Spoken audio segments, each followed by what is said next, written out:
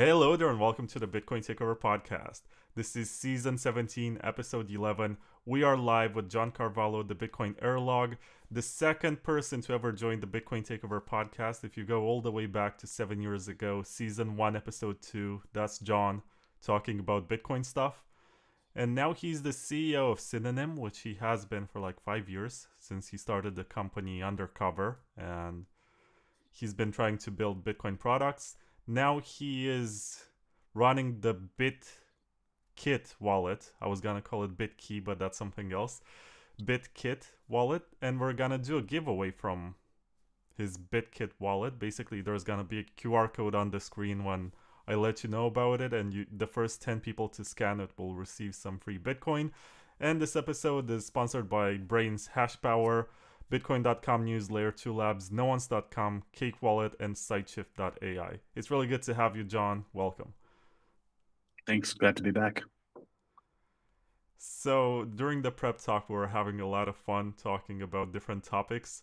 I even said that there's gonna be like a double giveaway, one from Cake Wallet and one from Bitkit.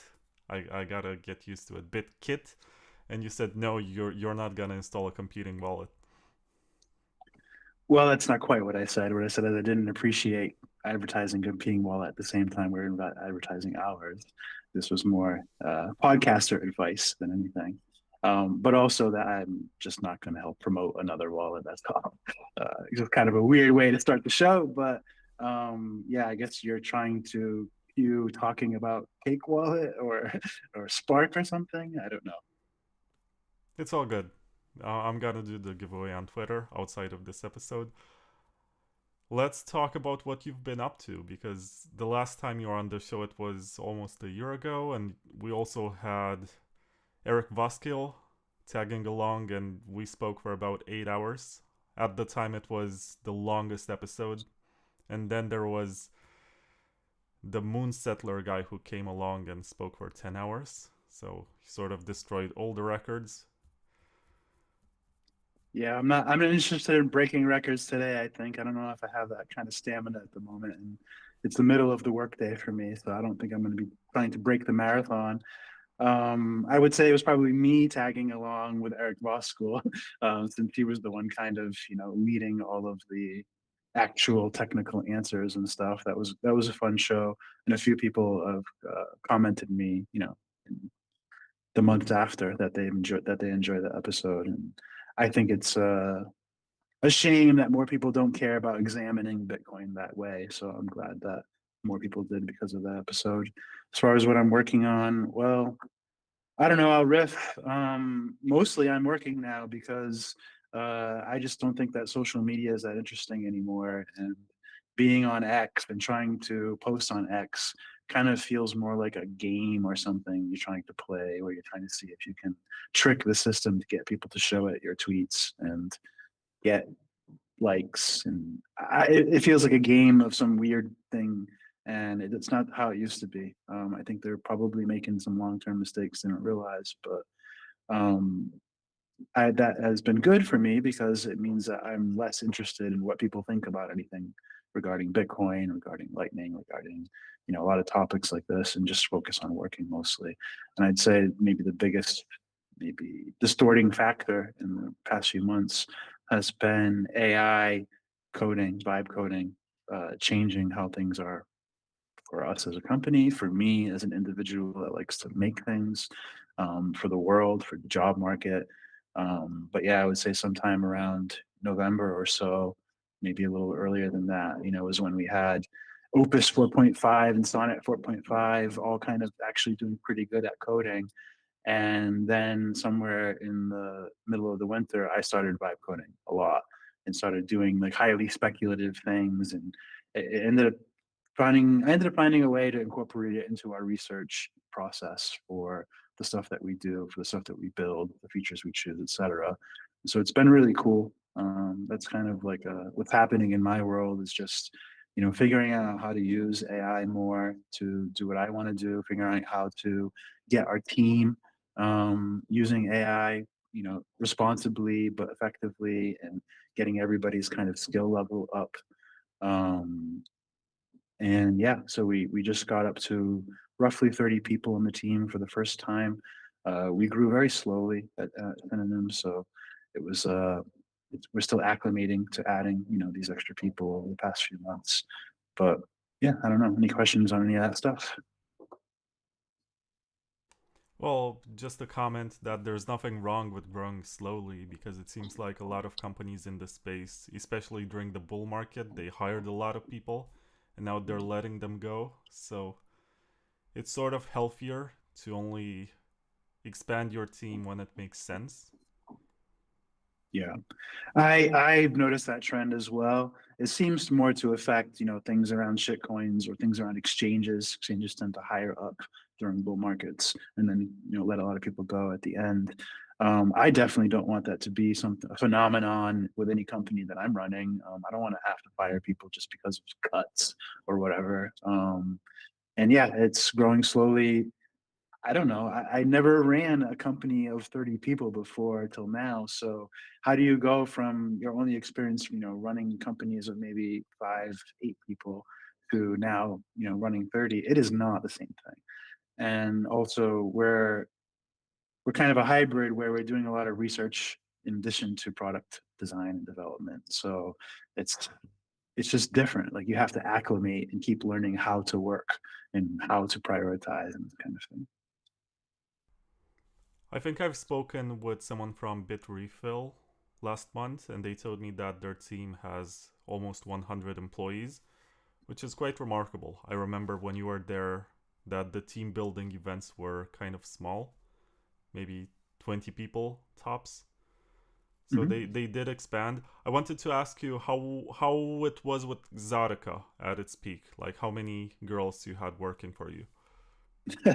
I never had any girls working for me. Remember, Exotica was a platform where other people could stream. And so I never had to hire people or anything like that. As far as Exotica, the actual project or the company, it was me, a co-founder, and a freelance programmer that we hired part-time. And we didn't have investment or funding or anything like that. And so it was just me paying for it, literally. And so when I decided I didn't really have enough money left to keep doing it, that was when we stopped doing it, and I got a job at Berryfill.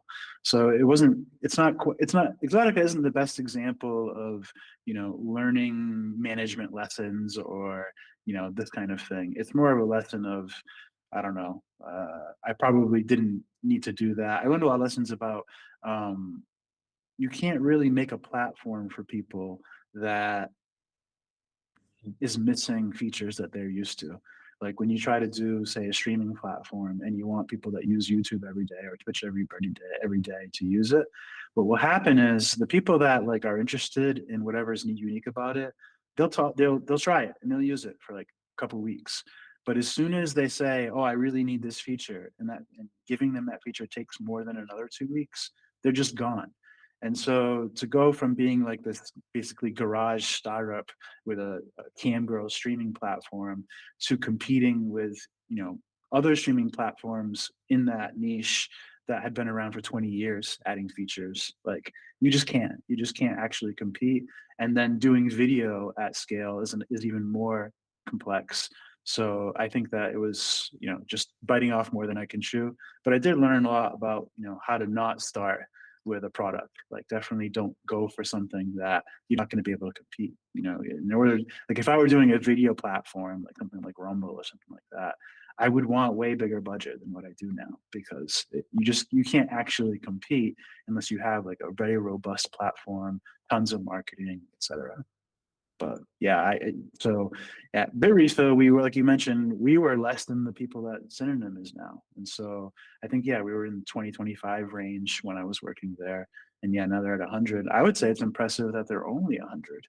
Bitrefill, other than exchanges, is probably the highest volume crypto company, you know, doing actually using Bitcoin, using things as money. So they've been doing pretty well as far as I know, but other than past couple of days, they had some kind of downtime problem. But generally, they've grown a lot, and it's impressive that they can do it with only 100 people, probably. Yeah, on the topic of Xotika, I just wanted to say that I was very sick in December around Christmas time. and I basically listened to a stream of Bitcoin Uncensored 24/7. And a lot of the 2016 episodes, the later ones from their tenure as podcasters, happened on Xotika. And at some point, they were so happy about it, saying, well, we can say whatever we want. There's no way we can get deplatformed because basically nobody cares. There's no TNC to ban us or whatever. So I don't know, it was a lot of fun, and they kept going, I think, until 2017 on Xotika. And I've also listened to the episode where you're holding the camera while they were trying to get into Satoshi's roundtable, and that's a lot of fun. Yeah, that was fun in person as well. Yeah, I mean, they're crazy guys. It was a crazy phenomenon. It was a interesting stage in my own Bitcoin kind of career development, life, whatever you want to call it. Yeah, I can see how listening to that is nostalgic, especially if you had heard it back then. For people now, I don't even know what it would look like, because it's like a bunch of weird topics that I wonder how well it translates to new people. Yeah, that was a good time. But That's how I heard of something else Exotica as well. Was they were the ones who introduced it to me. Something else that I've realized while listening to Bitcoin Uncensored is that a lot of these ideas that nowadays have activity and users on other networks, they started out on Bitcoin. And I think the best example is Tether, which was built on Mastercoin/Omni. And I know that you're also building on Omni. And not anymore? No, not since years. In the first year or two, we were looking at Omni Bolt. But now what happened was I've always been interested in credit as a concept around Bitcoin, and not in necessarily always the ways you hear about it. In other words, stable coins as tokens, this kind of thing, more in the realm of actual credit. I think Bitrefill is a better example. In other words, what if gift cards were just tokens, and the tokens were per, provider? In other words, you could buy Amazon tokens, and you knew that those Amazon tokens were worth $1 of Amazon credit, just like a gift card. And doing that in more of a crypto format instead of the gift card format. That was where my interest all started, and my interest started with doing something like tokens on Lightning. This was 2018, 2019, I remember way RGB. before. Yeah, yeah. Well, I started with RGB after I left Bitrefill and started Synonym. I did participate in the research with RGB, helped get it funding for a while, but I just decided that was not a team that I wanted to trust to work with. I had some trouble working with them, and it looked like something that would just take too long to ship, and probably something that was also too complex.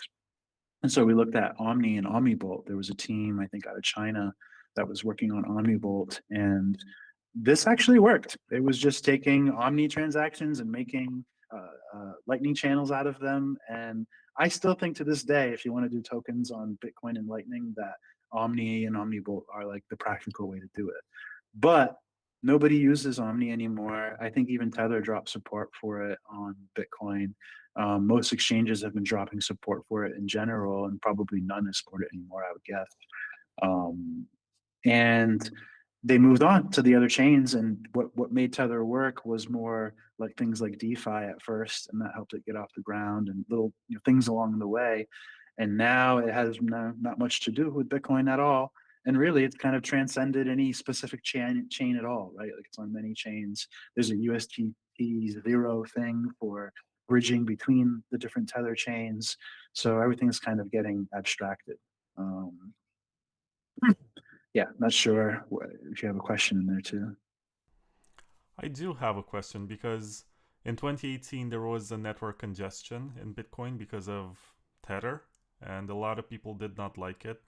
I think like 20-30% of the block space was taken by USDT transactions, and then it made a full migration to Ethereum. And then I think in 2020 they decided to also go into Tron. And I think right now USDT on Tron is the most popular asset out there. Like what Yeah, people I know. in I think it was doing well in Solana for a while too. I don't follow too much the stats of it, but yeah, That sounds about right. But my question is, don't you think that it was better off being on Bitcoin with people actually buying Bitcoin to use as the currency for paying for transaction fees as opposed to moving to these EVM Well, I would chains? ask you if that's true, why isn't it on Bitcoin anymore? Because all the time we get some sort of use case that takes block space and people call it spam, and then it moves to other chains. Well, this topic I agree with. So you can go back pretty far in Bitcoin's history, at least probably even before, and I just wasn't there. But I remember 2013 roughly with Satoshi Dice. This was gambling, and all of the bets were on chain, and so everything was every single thing that happened was just constantly spamming the chain. And yeah, people complained, and people wanted to find. I think even Luke might have been one of the guys trying to figure out what to do about it. But what happened there was they kind of peer pressured Eric to stop, I think is how it ended up.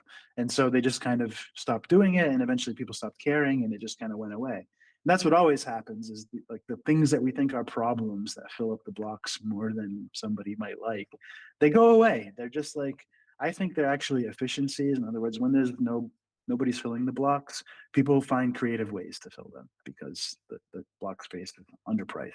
And so they just do things. And we had the order nulls and the spam and all of these things. So I think that what you're missing is what I'm implying with my question back to you is if it were meant to be that way, the market would have it that way. In other words, the value probably isn't being on Bitcoin in the first place. The value is something else. And that's why it's not on Bitcoin anymore. And in Bitcoin, I think if I remember it, the way I remember it is as Tether grew on Bitcoin, it kind of coincided with that time where we had high fees for the first time for a while, like $25 fees or something. And this was like leading up to 2017 and such. So Tether was like kind of turning up the heat, right? And then Ethereum came along and they started turning up the hype, and they started doing things with stable coins and DeFi and wrapped Bitcoins and all this stuff. And that drew the liquidity over there for Tether. And so what ended up happening, it was just a convenient switch. It was, hey, wait a minute, blockchains don't actually scale, so we could never actually do Tether on Bitcoin because Bitcoin is actually more decentralized and the expense to secure things is higher. It's a higher security chain. So now we're just going to keep moving and adding these you could call it a layer, these layers on top of chains that can't sustain it because they're centralized or because they're younger or whatever it may be. But even you saw it repeat, right? Like when Tether usage got too big on Ethereum, the fees got too high and then it offloaded into other chains, right? And so I think the phenomenon is more around the use case of Tether, something around uh, the use case of Tether requires very low fees and very high speed, thus basically requires some form of centralization or trust to be able to perform its use case the way that people need it to. And so if we were to say put Tether back on Bitcoin, there's nothing stopping anybody. Like you can go ahead and boot up Omni network and get your friends to do it, and you can get somebody to issue, a stable coin on it. Maybe you can even convince Tether to do it. But history will just repeat itself. We'll end up at a point where the blocks are too full, and then people are worrying about like American call options and whether there's more value in Tether or less value in Tether compared to the value of the Bitcoin and UTXO, and we'll worry about whether or not you can afford a fee to enforce anything. It's a lot like how layers and the problems that I think layers have these days that people are avoiding acknowledging is that it doesn't actually scale. Like Bitcoin doesn't scale, the layers don't scale. So when you put things on top, they eventually break, and then that's a business, and they try to find somewhere else to do it. So this also goes to an archivoscal concept that I like that Bitcoiners seem to hate, which is he likes talking about that the way that Bitcoin scales is already evident. You just make more blockchains. That's not the maximalist way to look at it, but it's what actually happens, right? Like when you look at the world, there's more blockchains than ever since Bitcoin. They didn't like suddenly boom and then all of a sudden they all Not just disappeared. more No, blockchains, but more currencies. yeah, more blockchains, more monies, more tokens. There's just more of it all than ever because of Bitcoin. So this hyper Bitcoinization idea is just wrong, right? Like on its face. It's not wrong in like why people would want it or the principles behind it. It's just wrong that it's not compatible with reality. And so we already see that how blockchains actually express is like a class system.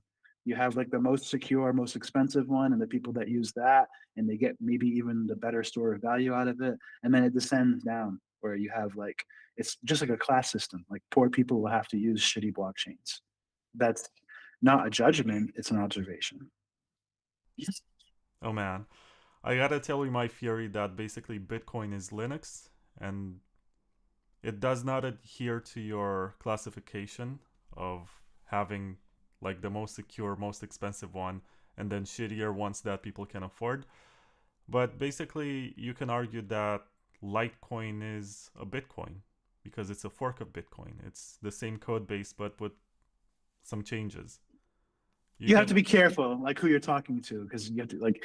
I understand what you're trying to say, but a normal Bitcoiner would be like, "You're a fucking shitcoiner. What are you talking about?" Because they don't understand what you're trying to say. But I'm not referring to the tickers. I'm just saying that technically, it's Bitcoin. No, but they'll get offended because you say technically it's Bitcoin. What they care about, and what they don't always like to admit, is they care about the scarcity aspect. And so if there can be 21 million over here, and then another 21 million over there, and another 20 million over there, they think that that means that that removes the scarcity aspect.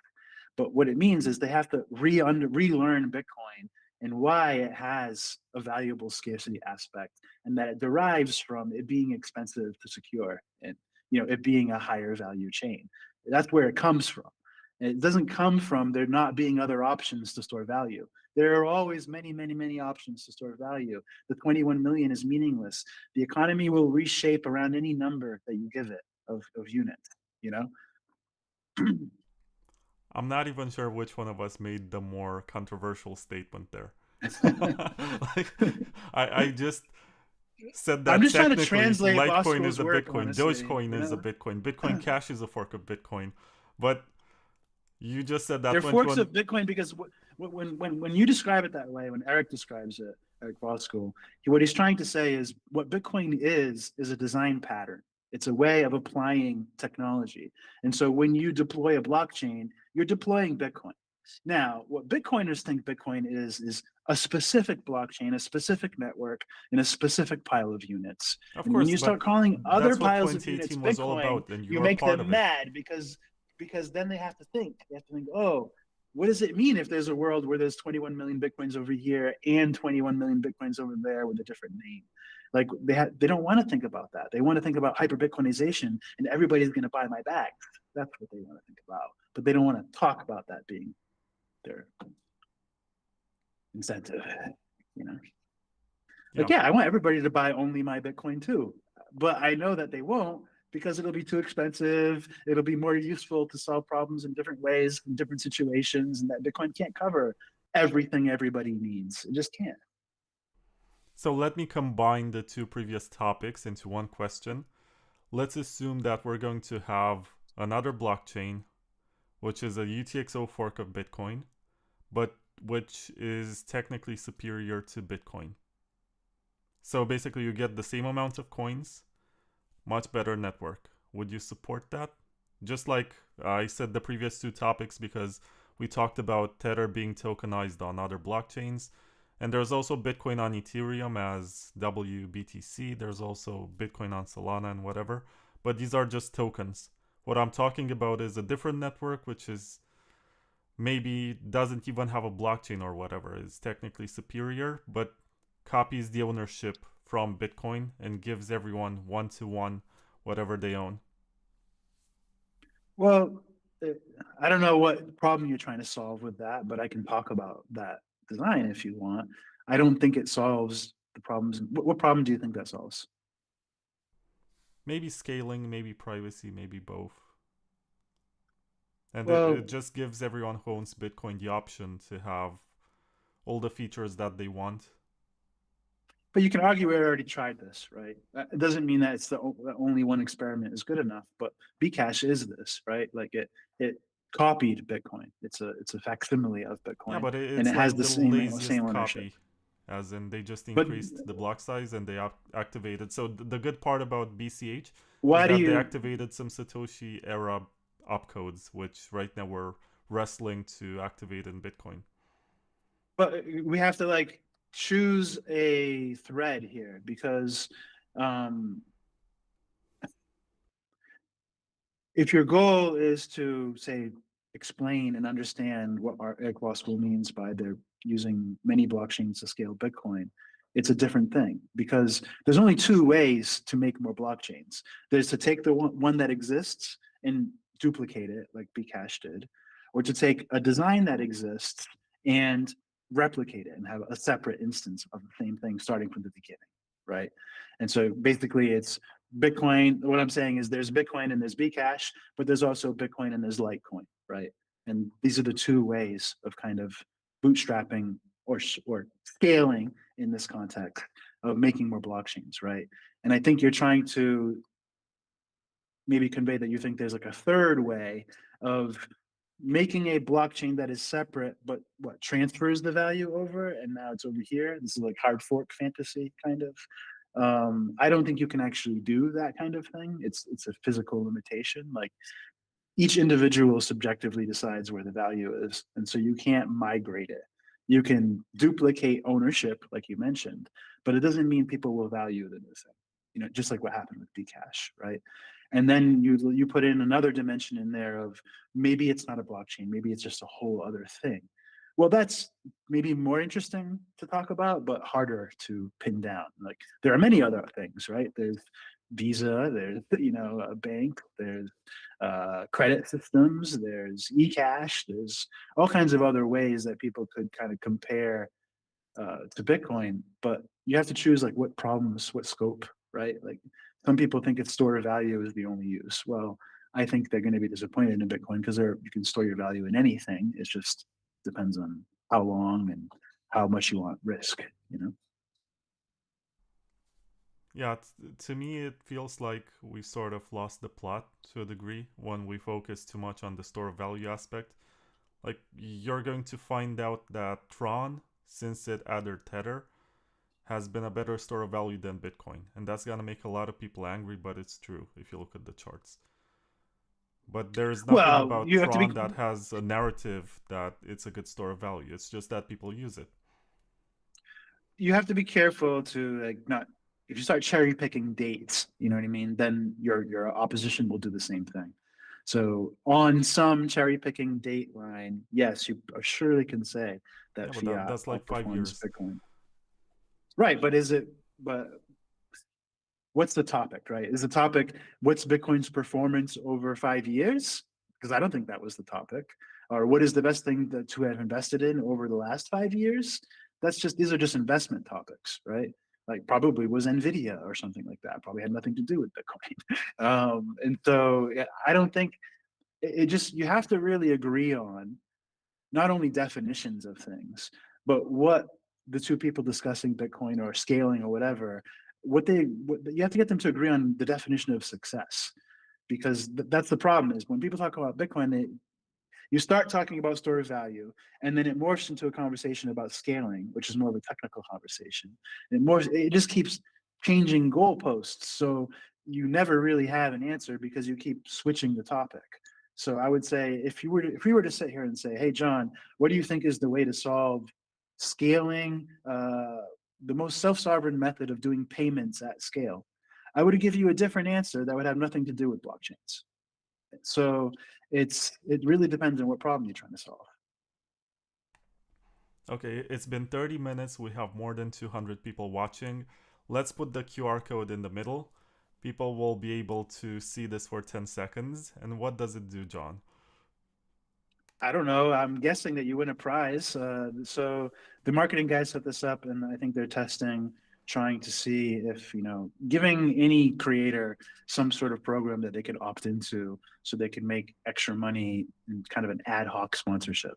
And so I'm guessing that what you're about to share is a QR code that where if people install Bitkit, they'll be able to get a free Lightning channel with some money inside of it that they can spend, at Bitrefill or wherever accepts Lightning. Let me try to scan it. I mean, I'm not gonna try to claim anything. I think it claims automatically if you have Bitkit. I think it sends you to the App Store to get Bitkit first. Yeah, you have to have Bitkit to do it. Yeah, so before you claim anything, you have to download the app.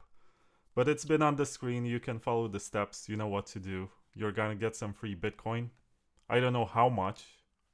I have no idea. This was part of the deal to get this interview done. Pav, who is Well, a you don't have to make a deal to get an interview with me. I'm always happy to I made this deal with Pav. He set up the interview, and I said, okay, I'm gonna do this on my show. Yeah, I think Pat was just trying to help me with some scheduling, but I'm always happy to come on the show. Thank you, John.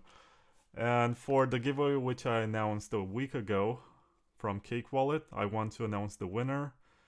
He actually made the effort to send me an email. Everyone else was tweeting on my thread and posting addresses like give me, give me, give me. This guy actually sent me a picture that proved that he has the wallet on his phone. His email is another aptly at I'm not gonna dox Yeah. him. So another aptly is the winner.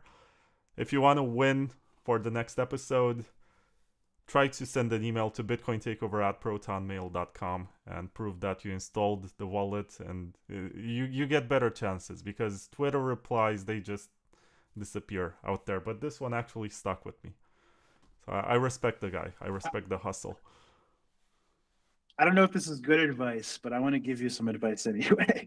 That one thing I think about when I think about your podcast and through the lens of Synonym and sponsoring or Bitkit or Pubky or whatever is it's it's hard if you have like I don't know if you have it right now because I'm looking at the Google Meet feed, but you have like this feed of like 10, 15 different logos of different sponsors. And then you have now in this episode where you have two different wallets that you're promoting in the same episode. That does make it difficult to become a sponsor because you probably have, I assume, engagements from beforehand with some of these people where you're stuck with these logos everywhere and these things where if a new wallet wants to come around and say, hey, I want to sponsor your show and I want you to I want to be the show's wallet and to be the wallet that you talk about or use and this kind of thing, can't really do that. So I think that mixing competing sponsors is a mistake. Well, it's a good problem to have. Depending on how much money you get, I could be totally wrong. Yeah, if this is the best way to optimize the revenue, I'm wrong. But just I'm sharing perspective from the outside. I understand what you mean. It's a rare situation, but I had to compromise here. I had to make Pav happy, and I also had to Yeah. respect my Well, deal granted, with Cake. we weren't offering a real sponsorship anyway, right? It was like opt-in kind of. Hypothetically, yes. Okay, Yeah, yeah, yeah. But yeah, that's just something I'm observing, and I'm just trying to help. Sorry. that's fine. Also, check out Brain's hash power. I'm gonna plug two more ads and then we get to the next topic. Brain's hash power is the service where you can rent hash rate for any purpose. Maybe you want to 51% attack BCH, or maybe that you just want to hit the next block and try a lottery ticket or whatever. I think for the price that you pay for an actual tiny ASIC miner, which sometimes costs like $300, you can get like 100 of these ASICs running for a day or something. So I don't know. Just think about how you want to approach this mining lottery and check it out. It's also pretty anonymous. You just need an email to sign up and then you pay with Bitcoin. It's pretty cool. It's hashpower.brains with a double I.com. And nones.com. The next guest is gonna be Ray Youssef. He got arrested in Mexico and got deported to the US, and it's gonna be an interesting story. I guess the sin that he committed was that he tried to build a peer-to-peer marketplace for the global south, which is nones.com. They have the peer-to-peer marketplace, they have a spot market, they have a debit card for spending, they have a marketplace for goods and services. They have like the whole package, and most users are from Nigeria, in the Middle East, and there are some from South America too. So if you choose to use that platform, you're also sort of giving liquidity to these people who might need it for something more than store of value, maybe just survival, hustling, whatever. Nones.com, Noones. Now, John, I gotta ask you, what do you think about BIP 110? I mean, you don't have to ask me, uh, but everybody. So the last person who asked me, I actually was just watching the video from I did a presentation in El Salvador, and Tone Vegas was there in the crowd, and he asked me the same question, and my answer to him was, "It's the most ignorable event in Bitcoin's history." And No, so you that's can say I how don't think about BIP 110.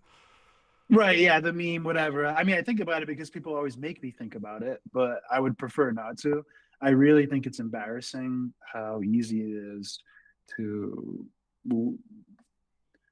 sweep Bitcoiners into a trend. You know what I mean? To just be like, oh, like this is the thing now, and we're all just gonna like argue about this thing because we all need something to argue about. There has to be some enemy or some thing that we're all smarter than everybody else about. And this is the thing. And unfortunately, the thing is just not that interesting. It's not that sophisticated. It's not, it doesn't fix anything. It's really, really inconsequential. There's no way it would ever get off the ground. But what's embarrassing is everybody taking it so seriously and feeling like there needs to be like humoring these people and debating these people and having podcasts about it and panels. And it's like, wow, like this is like, to me, it feels like doing the like for like Bitcoin Classic. Like remember before we had Bcash, there were a few attempts where people tried to do forks of XT, Bitcoin. Classic, Unlimited, Segwit Yeah. 2X, those were the four big ones. And some of those were like just like a week or two. You know what I mean? It was a week or two. People were like, oh, this is maybe going to be a thing. This is like dramatic. This is news. And then it fizzled. It didn't succeed and everybody moved on. But like now Bitcoiners like, it's like they feel like there's some sort of like reply guy Sparta or something. Like they have to be like, whenever there's anything that is bad, they have to be the police of Bitcoin and go fix it. And now people are arguing about who the police are. It's like, you know, Luke and Mechanic want to be like the spam police, and then Core wants to be the Luke police, and it's just all fucking nonsense. It's all embarrassing. It's all just not actually useful. It's the same thing as like complaining about Satoshi dice or whatever. It's like people are going to fill the blocks with, anytime people fill the blocks with an identifiable, niche, there's going to be a counter niche of people who want to prevent those people from filling the blocks that way. And so this is my concern is this, it's just cultivating a culture where, oh yeah, it's normal to get up into a big argument when we notice a trend where people are using Bitcoin in a way that we didn't predict. And I think that's horrible. I think that I don't care about people writing data on Bitcoin. They're not really writing data on Bitcoin. They're kind of hacking Bitcoin to use it as a database. Um, they won't be able to afford it if Bitcoin is more useful for something else. So it will just go away if it needs to go away. And if they do it when nobody's using Bitcoin for anything else, it's probably an efficiency that helps keep the miners paid and gravity on Bitcoin. So I just think that the arguments are not sophisticated, they're divisive. It's causing probably miseducation of Bitcoiners on the not side. It's causing a lot of embarrassing, things that people will look back on this in a few years. And, I saw a video of like Jeff Booth saying he's running knots and whatever. I'm just like, this stuff is just, this is fake. This is a big LARP. None of these people are important. None of these people are helping or hurting Bitcoin. It's just a big like performance. It's like some kind of, it's a LARP. It really is a lot of LARPing. It's like people want to feel like they're in the movement, but they're not really doing anything. I think to me it's a much more interesting sociologic study because these guys have been on a quest for purity, and since they discovered Bitcoin, they feel like some sort of crusaders. In their daily lives, as quote unquote plebs, they do what they call mining fiat, which means they have normie jobs and they don't work in the field. But once they come home and they get on the internet, they feel like they should defend this pure, holy invention. And once someone pointed out to them that there might be technically one way to do this, which is ineffective, but at least gives them the feeling that they're gonna fight in some sort of larger movement, they're on it. And I think it's also good for generating engagement and being part of this social club where people are aggressive and toxic and they insult others and they feel like they're having their own Segwit moment. I think a lot of these guys came after 2017. They never fought in the block size wars, and to them, fighting spam is their own block size war. And they want to feel like they're part of something bigger than themselves. And I do understand why they're doing it, but on the other hand, I don't understand why they're so stupid. Because I'm not convinced they exist, honestly. I have not met a lot of real world supporters. I have some people that have like had questions or kind of sympathize or interested in the ideas of the not side and want to understand it. But I think that it's not a coincidence that most of the people on social media supporting not are not using real identities.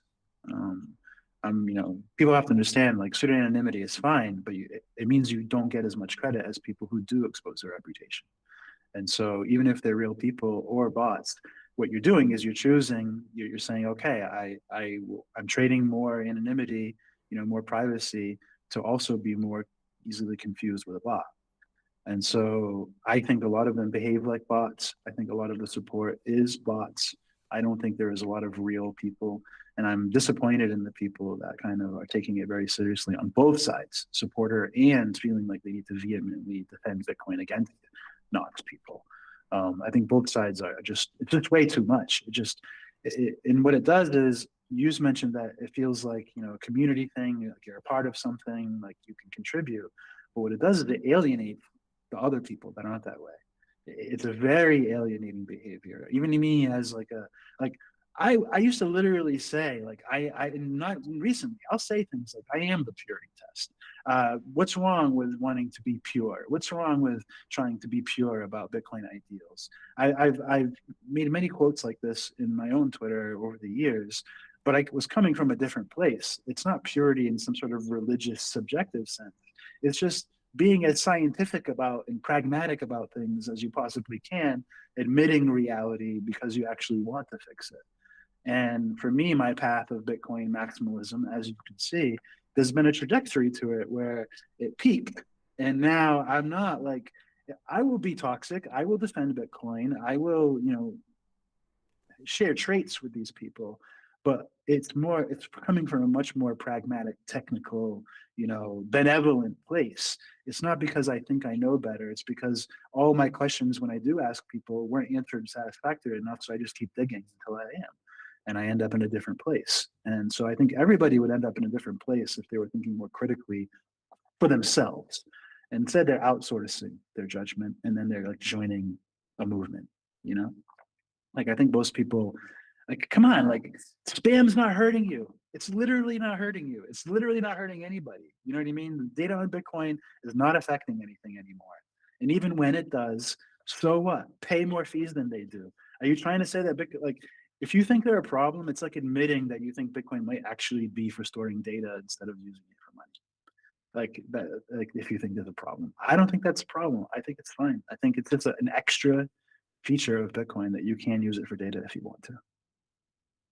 no, but the lore goes much deeper. Like they tried to, and by You mean they, like that I we're gonna just go to mean, jail or something for running a node or yeah, that's where it what? started. And then they came up with the CSAM. I'm not sure if you pronounce it like that or it's CSAM is how we SAM, pronounce it. It's a CSAM. term I Okay. always anybody who legally ships a social media website or anything that has social anything in it, comments, threads, you have to follow. There are regulations around CSAM content, and so it's a term I was already familiar with from doing Pubky because you can't ship a product without monitoring for CSAM and removing it. You have to follow the law. And so I know exactly what they're talking about, and they're wrong. Like there's just nobody is actually using data as an intentional data. In other words, the Bitcoin node doesn't have files. You know what I mean? Bitcoin Core doesn't try to facilitate any sort of thing. It's a hack. It's a hack for using the network that stores data. And there's not like any intent behind you randomly running a node to support the network and making a claim that you are now spreading CSAM or something. Yeah. Yeah, but the lore goes deeper because they said, okay, we're gonna You're making me go deeper. we're gonna protect the network against these bad actors. And look, Adam Back is suspiciously defending spam, and then they found Adam Back in the Epstein files, and now they call him Andy Back, and they're like, oh, of course, this guy is a pedophile, and we're trying to protect Bitcoin from these guys, and we're trying to fight against Core. And look at Gloria Zhao, she got promoted by being this guy's girlfriend, and then she has no merit for any commit that she ever made to her GitHub, and then we made her resign. And I don't know, it's so much more than trying to gatekeep the spam. It seems like a movement that's trying to replace Bitcoin Core. Well, you can't disagree with Bitcoin Core without ultimately having to double down to trying to remove Bitcoin Core. In other words, like if I was unhappy with the outcome of Mpool for RBF, like that little battle that I had with them a few years ago, if I wanted to keep going, if I didn't want to give up, the only thing you have, the only alternative you have is to offer a fork. You know what I mean? Like you have to say, no, I still believe this is still very wrong, and I'm willing to make a whole new client for it, and I'm willing to risk forking for it. That's what they're doing, right? They're doubling down. They just keep going with it. Whereas it's not what I did, because I just think that there's a point where you have to give up. You have to say, okay, this is what Bitcoin is, and I am not. I'm just one person, and my opinion of what Bitcoin should do is only really going to be justified by my own willingness to do the work myself. And so unless I'm willing to, code up another version of that does it the way I want, it doesn't really mean anything. And so I think people are taking a lot of the wrong lessons from all those dramas. Like I do think some of those things are interesting, but not for the reasons of spam or not or whatever. Like I think it's just interesting to think about Bitcoin Core and culture and the phenomenon that, the phenomena all around it, and the incentives and how things work. I think that a lot of those people act like they're actually vetting somebody like Gloria, but probably never actually looked at any of her code. I'm not qualified to judge her code versus somebody else's code. There's a lot of like nuances there where it just all turns into bullshit. So I think there is a good thread that could be pulled out of what they're doing, but they're not doing it, which is their main thread should just be promoting the idea that there needs to be more than one popular Bitcoin client, more than one popular Bitcoin implementation.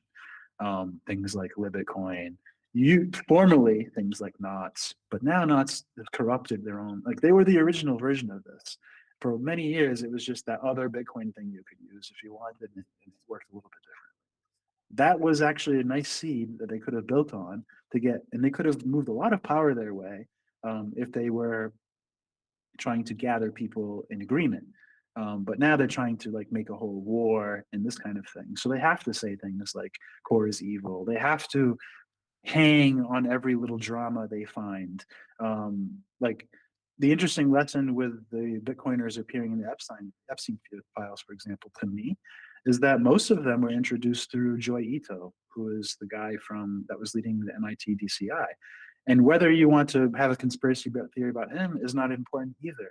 It's just the truth that, or as an example, I made this example to my team recently, like when all this news came out. I said, this is the value of like managing reputation and intentionally managing your relationships, which bridges you burn, things like this.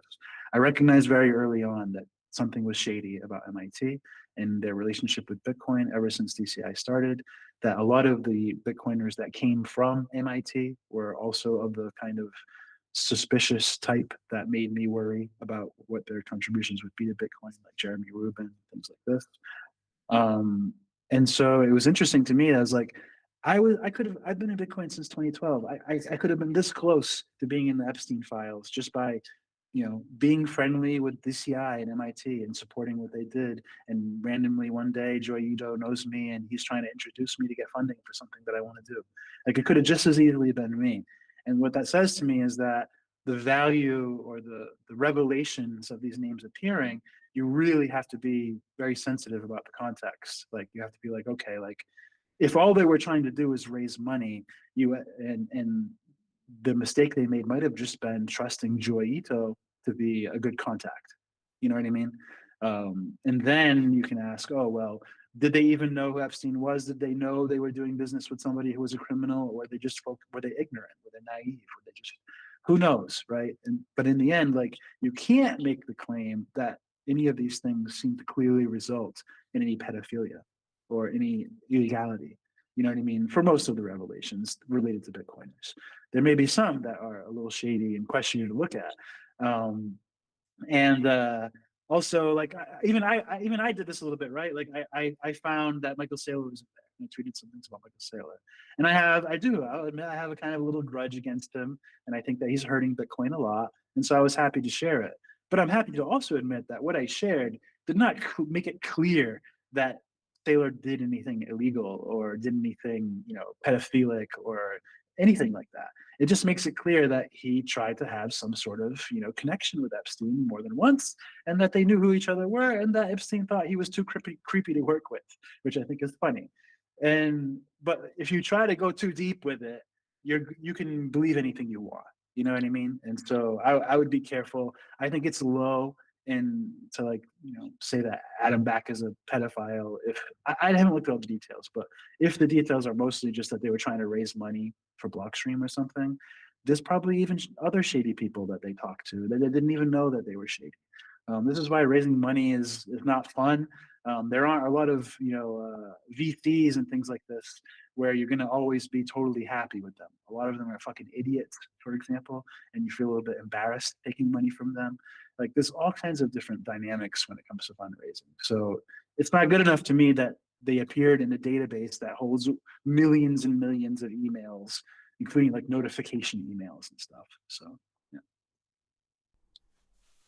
Yeah, but at the same time, the conversation is about Blockstream. At the time, the CEO was Austin Hill, and he seemed to have really enjoyed his time on the island, at least according to the emails. But I'm not gonna go there. I'm just gonna ask, what did I haven't Blockstream read them all, to be honest, so I'm not that useful to talk to about it. what did Blockstream actually accomplish after the fundraiser? Because they got a bunch of money, not once but twice. I think at some point Bitfinex bailed them out. I don't know if they bailed them up. Bitfinex did invest a few years ago, but this was highly detached, I think, from any timeline of this because this wasn't that long ago. The stuff in the Epstein files, I think, was 2018, something like this, maybe I think earlier. earlier, 2016. I should keep disclaiming. I just really did not read them all because once I saw that there was too much uncertainty in there, I thought, well, what is true or what is the most important will surface later. I'll worry about it later, and that's how I'm handling it because my own experience digging into Sailor was just like, whatever. I'm still not going to like him. I still don't think he's a pedophile. It is, I really doubt that Adam Back is, but whatever. He got called Andy back twice. What does that mean, Andy? Is this like a nickname for a pedophile or something? No, it's just that Epstein could not remember his name, so he called him Oh, Andy. okay. Yeah, Epstein is mogging everybody in his email. Yeah. But my point is, what did Blockstream accomplish? Like, they were supposed to be this big Bitcoin development company, and it seems like a lot of other companies are doing a much better job than they are. Just depends how you define success. I mean, as a shareholder, I would define it as whether they're making me money. My guess is they're not. I don't have any info though, so I couldn't tell you. If you're going to judge them on, say, their contributions to Bitcoin, I think they have contributed a lot. The devs that they funded that work on core certainly contributed large things. You could criticize whether those things were actually all that useful in the end and this kind of thing, but they have probably been a positive influence on at least generating Bitcoin code. You could criticize Liquid, you could criticize the side projects like the satellite and things like this, but in the end, I don't know what their official vision is. I don't know how they measure success. And so I'm a bit out of touch with how to judge Blockstream at the moment, to be honest. I know that in 2, 3 years ago, if you had asked me, I would say, yes, I'm very disappointed in Blockstream. They were like the great hope of Bitcoin when they were created, and they didn't really ship scaling. They didn't ship real side chains. They didn't ship various things. They doubled down on Liquid and things like this. But these are all kind of subjective takes. Like, I don't know. They're still here. They're still getting funding. They're still making things. And there are a lot of people that aren't. So it just depends on how you define success, I guess. If success is survival, then I guess they were successful. But if success is shipping their goal or their mission or whatever, They did not deliver on the sidechains paper. Liquid is a ghost town. They don't have a single product or service that is profitable. I don't know. I know they do mining too. I don't know if that makes them money or not. I honestly don't know. That's why I said I would Volcano need like bonds, to right? see. I would need to see their current vision. You know what I mean? To be like, okay, this is what they're trying to accomplish. Do I think they're trying to accomplish it? I don't know what their current vision is, but I do like the in the research. context you So gave, for the record, I respect Andrew Polstra, and I was gonna call him Nick Jonas, but it's Jonas Nick. And there are a bunch of guys that I respect that work for them. Christian Decker, I think, yeah, still works for them. Rusty. There's two mm. Rusties working for Blockstream, so they do a good job. They do a good job. They have talented people. They have good people. But I think you're right to just be asking the question of, are they successful, and what is success to them? What is it to you? Like you said, I agree with the context you gave, in that if their mission and vision is the same from when they were formed, they did fail. They did not make side chains, but then again, nobody did, right?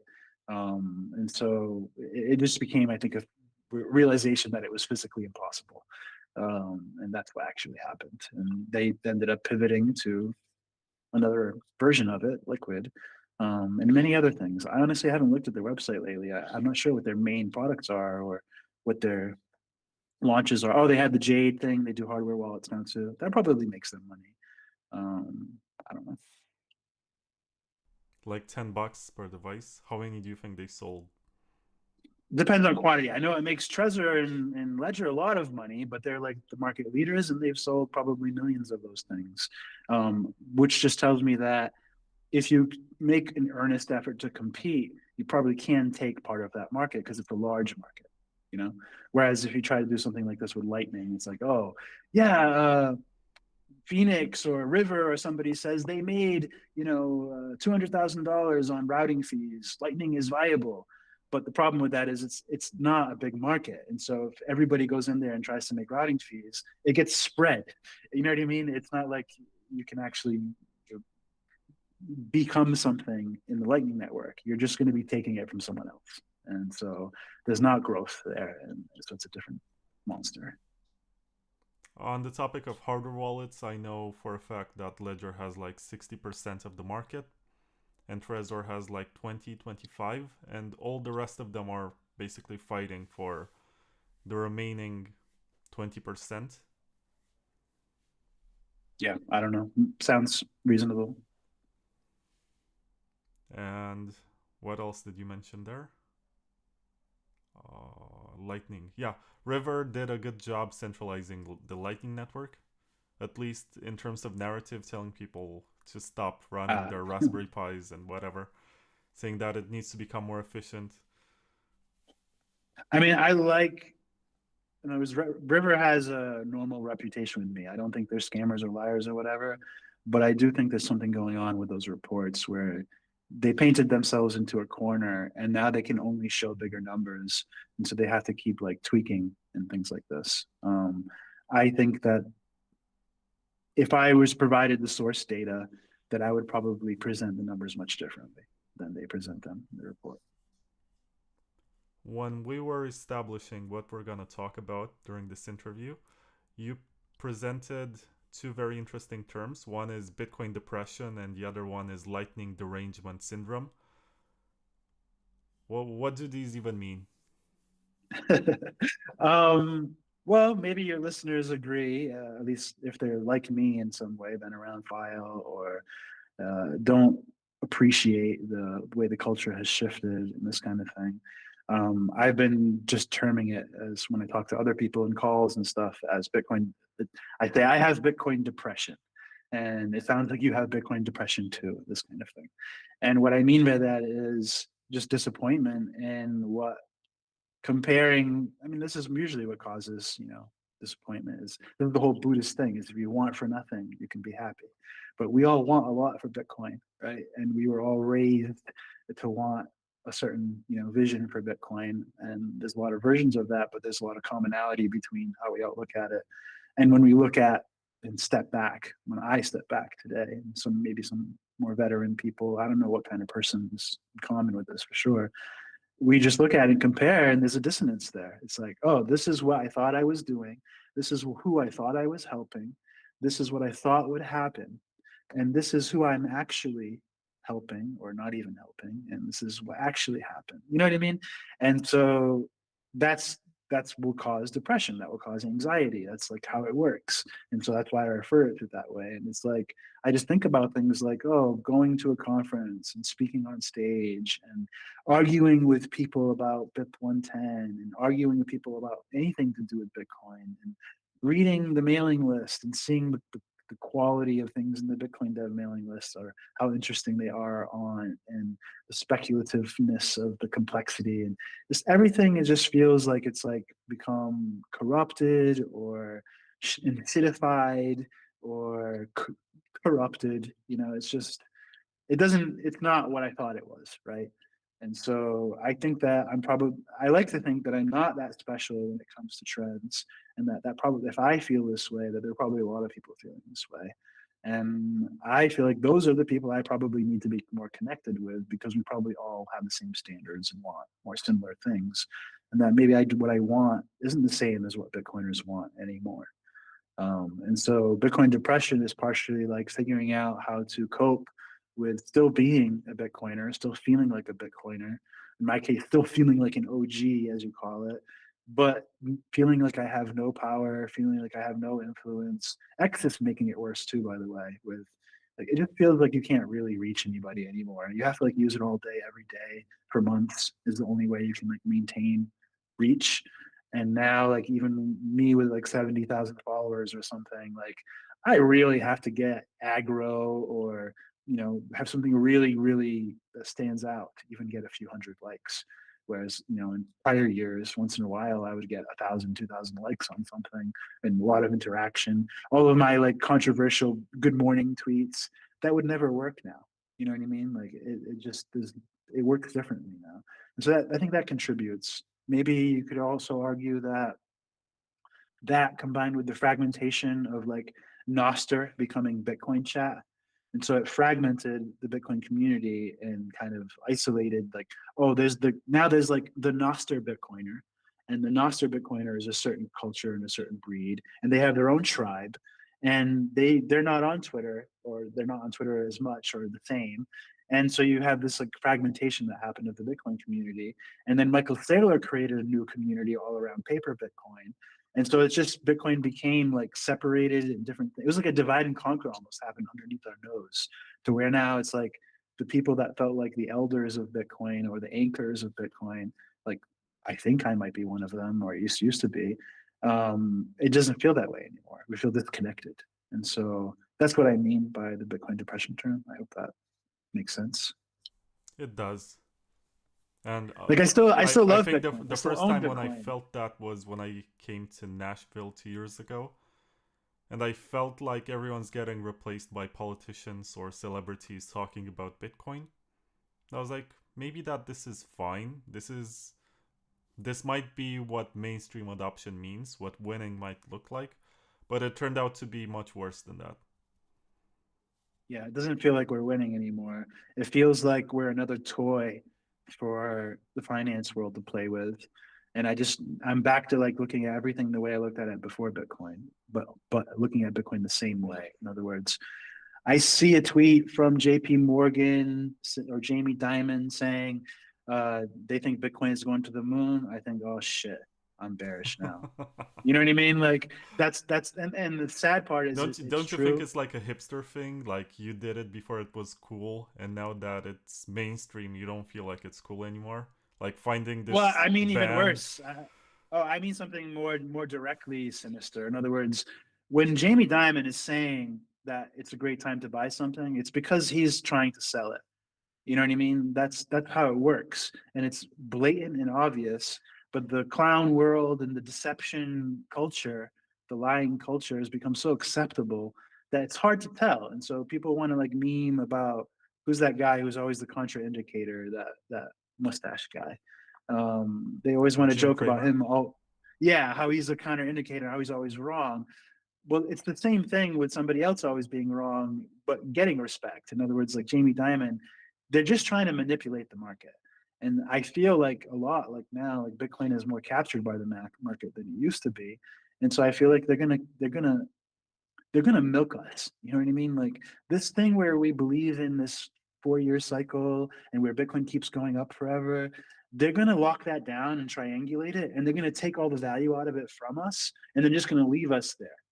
And so we're gonna have to figure out how to be happy with like what Bitcoin actually does and what actually makes it valuable, because they're gonna gut the speculation from us. I think they already are. I think that's what Saylor did. Like when Saylor like had everybody and buying his paper Bitcoin, other paper Bitcoin, he was selling shares of his company on the side. He was creating more shares of his company to try to resell that Bitcoin to shareholders. So all of the momentum of this cycle got the liquidity got eaten by paper Bitcoin. And that's super, super dangerous because not only are they going to like cross leverage it and make a bunch of products, but eventually it's guaranteed to result in somebody not having the Bitcoin anymore. Which might be why gold has been going up, by the way. My theory there, without having any information at all, is that Tether actually did start buying gold, and it actually started making people accountable for the gold they didn't have. And so it's causing ripples because there's actually a big buyer in gold now. And so it's like the market's having to rebalance around, oh shit, we actually do have to have the gold because now there's another party buying it. Anyway, I'm ranting. No, this is very good. I actually want to tell you my. So, based on what you said, I have this idea which I started cooking in my mind basically. But before I tell you that, let me finish with the sponsors and then I'll tell you why I feel like we've been abandoned. I guess this is the general feeling that I have. So, SideShift is the place where if someone wants to pay you in stablecoins and you don't want to hold on to that, you basically put your Bitcoin address on SideShift and then you click the shift button. You send the stablecoin address to the person wanting to pay you, and you're going to get Bitcoin directly to your address. No gas token required, no nonsense. It's just fast and it works and it has good liquidity. Check it out at SideShift, which is SIDSIHIFT.ai. And of course, it also works in reverse if you think that Bitcoin is gonna go lower and you want to buy stablecoins for some reason, which I don't recommend. But anyway, you can use it for that. There is also Bitcoin.com news, which I like nowadays because they know the difference between BCH and BTC. And also, they're like a middle ground between Bitcoin Magazine, which is too political, and Coindesk, which I think is too institutional. So they sort of strike a good middle ground, and you might find some good journalism there every day. I check it out quite often, and I find pieces on topics that I usually don't think about, but I find them interesting. So the URL is news.bitcoin.com. And also John's favorite Layer 2 Labs. He's friends with Paul and he fully endorses the drive chain. Is that right, John? I think you're muted. Oh, sorry. I said, yeah, it's perfect. No, obviously I don't, but go ahead.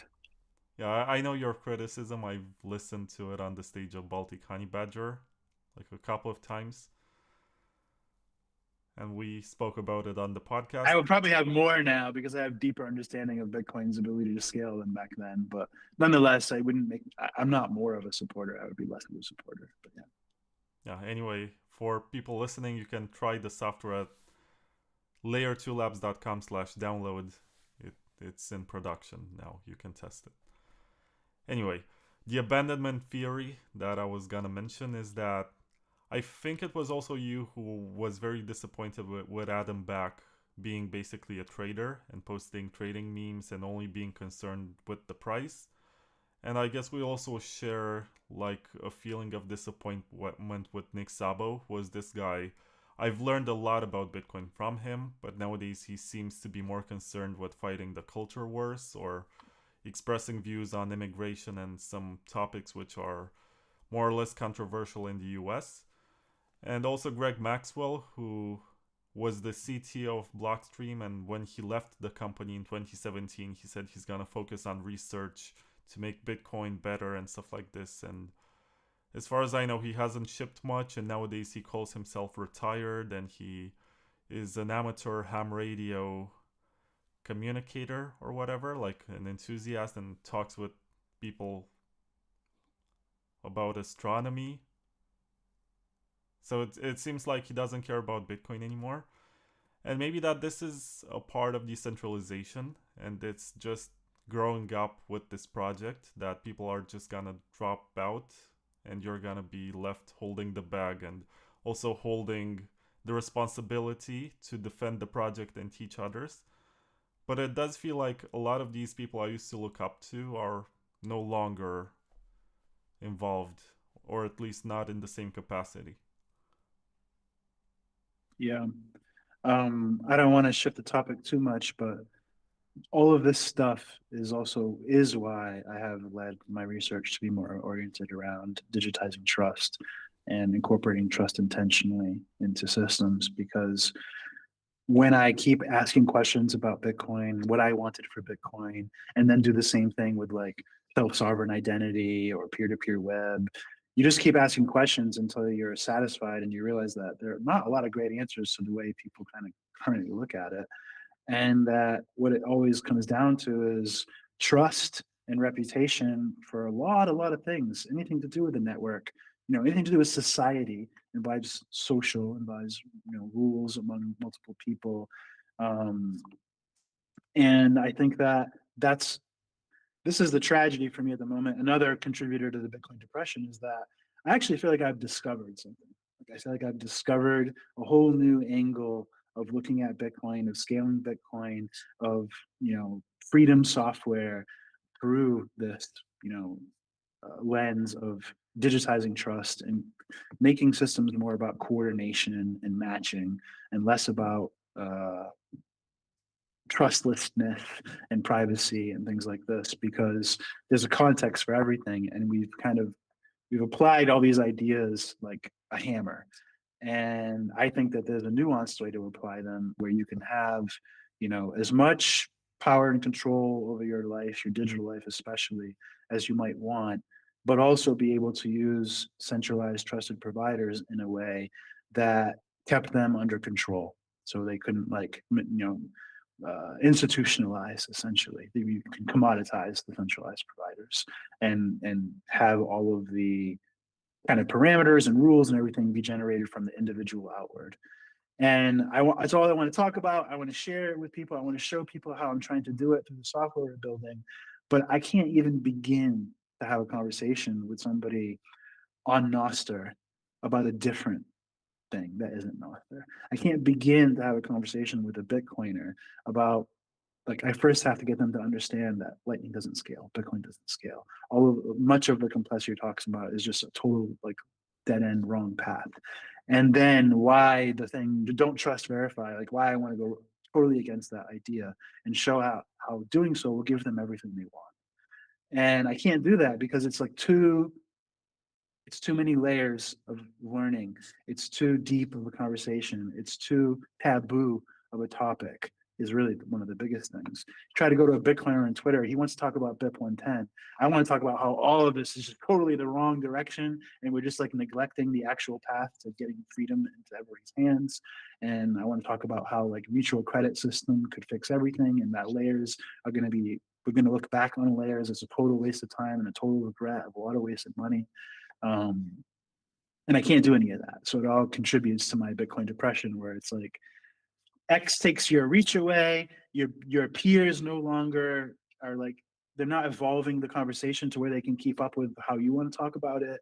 And they're all focused on things that are like, I don't know, like junk food science. You know what I mean? Junk food tech. And that's kind of, another dimension to all of this for me.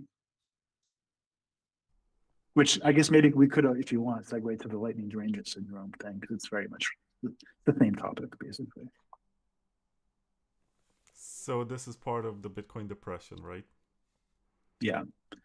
Lightning derangement syndrome is a coin that Giacomo termed on me, and he thinks I have lightning derangement syndrome because I talk too much about how lightning doesn't scale and how it won't work and this kind of thing. And so he is kind of like blacklisted me or something. I don't know. He just started treating me like an asshole, like I failed some sort of purity test and I'm out.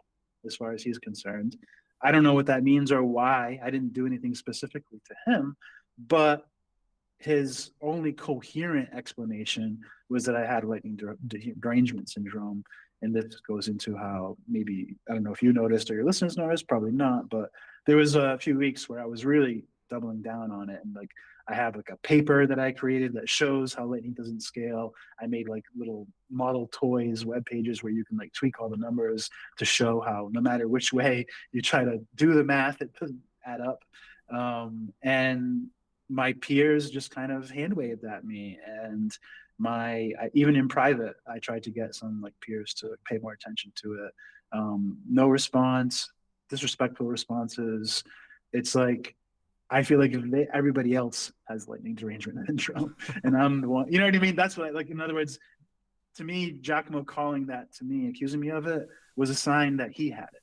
You know what I mean? And I don't know if that's good evidence or what, but that's how it feels to me. It's like everybody else has lightning derangement syndrome because they're trying to, it's like Weekend at Bernie's, they're trying to hold up this dead thing for like 6-7 years now. And it looks the same. It's not getting more healthy. It's not, the complexity is not, the user experience is not reaching where we want it to reach. And everybody's just moving on to something else. They're using custodial. That now Wall of Satoshi is taking custodial away, so people are moving to pseudo custodial, like things like Spark and Arc, and it's just going to be this like, I don't know, musical chairs of complexity and trendy protocols, and none of them are actually solving the problems that we're trying to solve. Yeah, so on this topic, I just want to say that for context, I came to you before you moved out of Romania, and I remember I was talking to you about Giacomo for some reason, and you told me that he's like this Superman character, like he's not real in the sense that he's honest about technical limitations or can have an intellectually honest conversation. He's like this cartoon character that represents something, but you should not look at him thinking that he's really smart or he knows exactly what the limitations of something are. And I remember when you said something along these lines to me, that I felt like I'm disappointed in you because maybe you don't get Giacomo. But as I started learning more about how Bitcoin works, I realized that, yeah, you're right. I shouldn't look up to these people.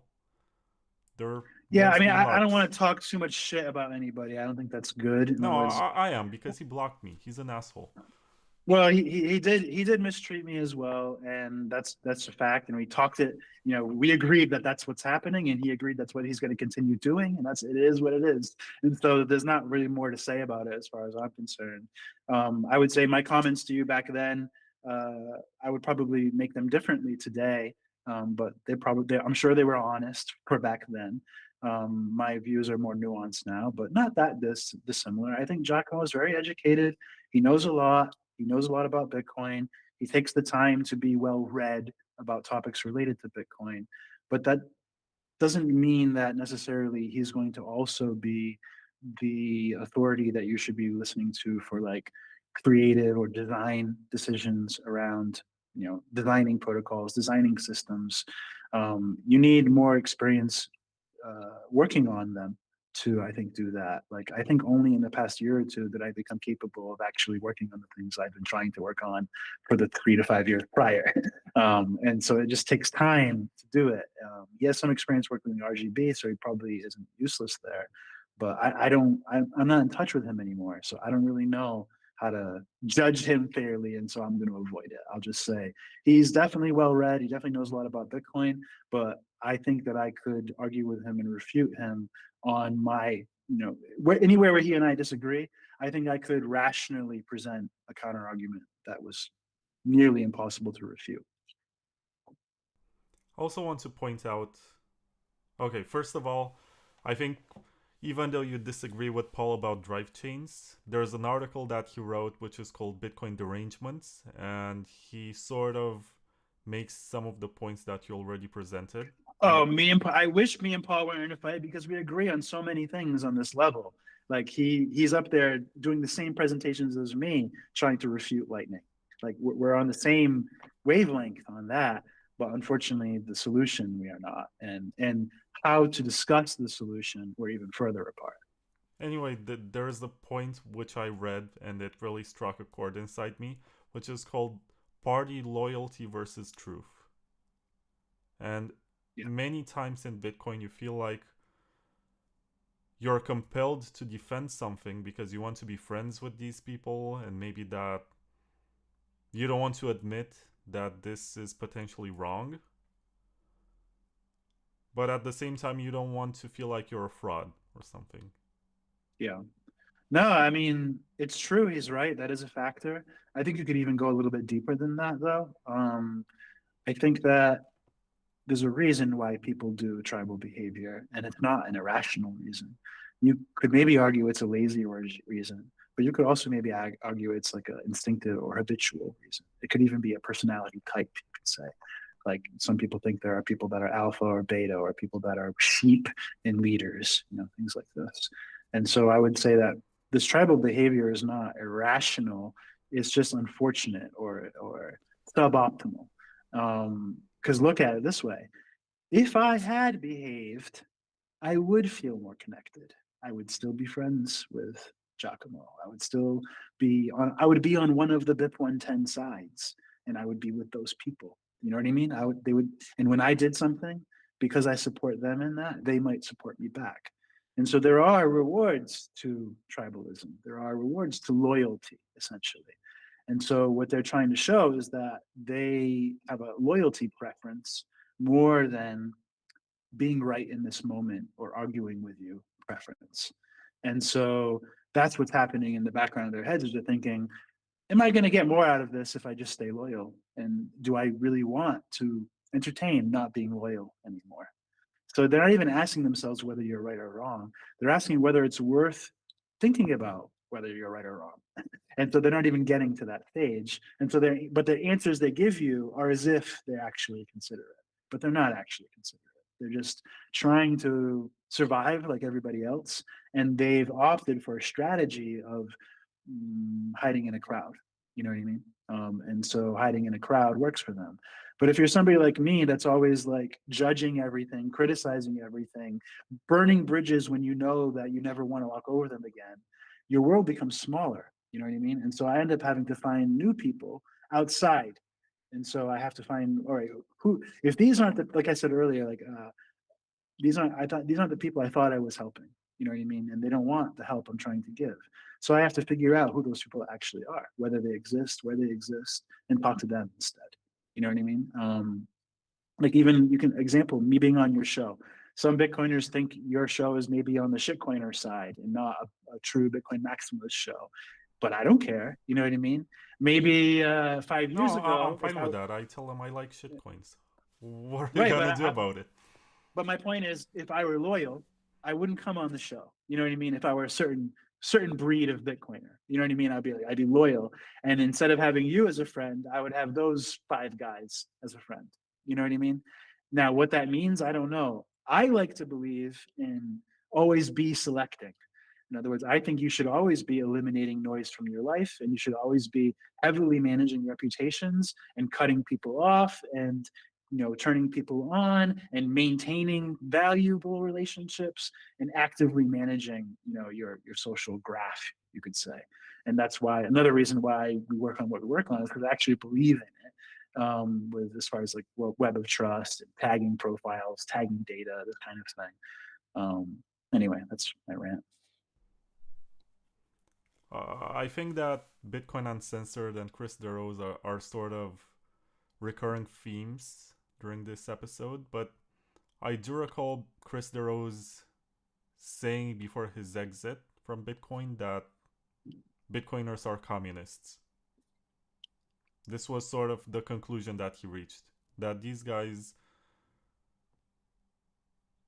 they're so much against free markets, they're against competition, they sort of unite around a certain idea and then they become stagnant. Yeah, And I guess. Good. what I'm trying to say is that sometimes I think that it would not be terrible if all of these factions had their own fork and then we let the market decide what is really valuable. Because there are so many disagreements that are brewing underneath this large community.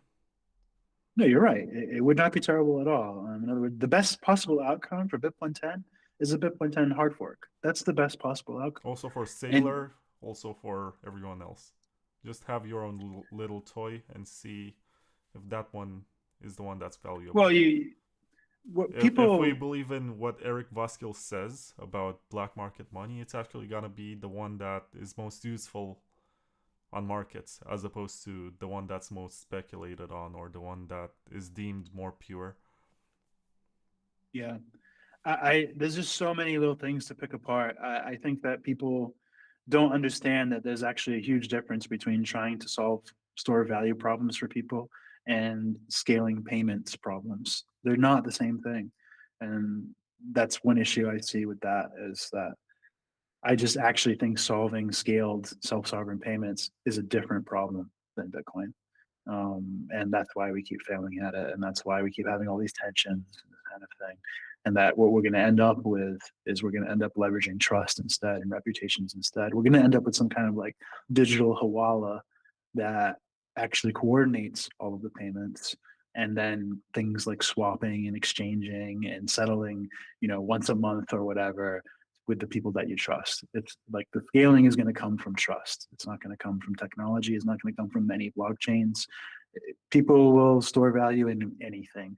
And as long as you agree that you think that whatever they're storing value in is good enough to pay you back, you'll give them credit, you'll take their credit. And that's the only way you're going to scale anything. But scaling is not a virtue either. You know what I mean? Some people just want to be able to have, say, a private community or a private thing. But the issue that Bitcoiners don't understand, another issue is it's extremely expensive and difficult to bootstrap anything anymore, especially if you want to do it at some kind of scale. And we keep inventing new payment protocols for Bitcoin.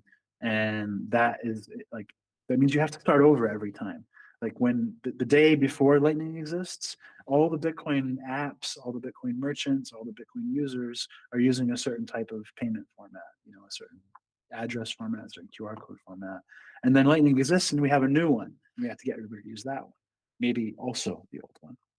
And then we make Bolt 12 and we get a new one. And what you're suggesting with everybody having, niche blockchains for their own, political persuasions results in low utility per blockchain, right? And so if you keep having to bootstrap every blockchain, how do you do it? Now, your idea is not crazy in the sense that it's already the way the world works, right? We have many stores of value, many payment protocols, many different networks that we somehow all connect to the internet and through the real world. It's true. But what you're suggesting does not help scale anything, doesn't help connect people, doesn't help solve problems other than isolating a bunch of different payment protocols and a bunch of different storage networks, No, but store of value I think it's networks. gonna help some ideas die because the market will actually express an opinion on them. Right now, they're sort of credible just because they're on this large network, which also has other purposes, which are raising the value of everyone else and everyone else's idea. So if they were on their own and they could actually experiment to see where this is going, they could see it's a bad idea, this would die out, and then the capital would converge to the one that's most valuable. And maybe that they would get Yeah, humbled and maybe that they would come up with something different. I don't know what the outcome will be. All I know is I mean, that you are right I, that if I, you can I used to isolate a think that the test, BCH hard fork was a bad idea and that we could prevent that from happening. Now I realize that it's actually pretty good that it happened. And it was bound to happen. And it was socially inevitable because these guys were not yeah, getting along. And there it will was no happen way again. to keep them in the same room. It will happen again. It will happen in a much bigger way than it happened then. And maybe it won't. Whether it happens with Bitcoin 10 doesn't really matter, in my opinion. If it happens, it's going to be disappointing, in my opinion. In other words, it'll be a bunch of people selling their Bitcoin 10 coins the first week, and then nobody will talk about it a month from then, other than as an embarrassment. It's just not a big enough movement, not a big enough issue. But I think we'll have issues, for example, like what happens if we keep on this path of institutional Bitcoin and we do start having paper Bitcoin problems, and we start seeing two Bitcoin prices. There's the street price and the market price. You know what I mean?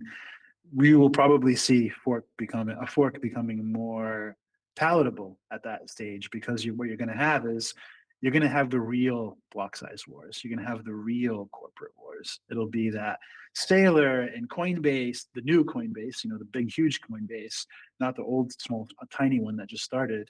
Saylor, Coinbase, JP Morgan, blah, blah, blah, blah, Trump, they all want this new Bitcoin soft fork or hard fork or whatever. But then all the people around like us that actually use Bitcoin for censorship resistance, holding your own money, all these qualities, these unique qualities, we're not going to be on board, right? We're just going to, and if our only option is for us to fork off, we will. Now, will we fork actively? Maybe not. Maybe we'll just start using something else, and it will be like an economic, migration.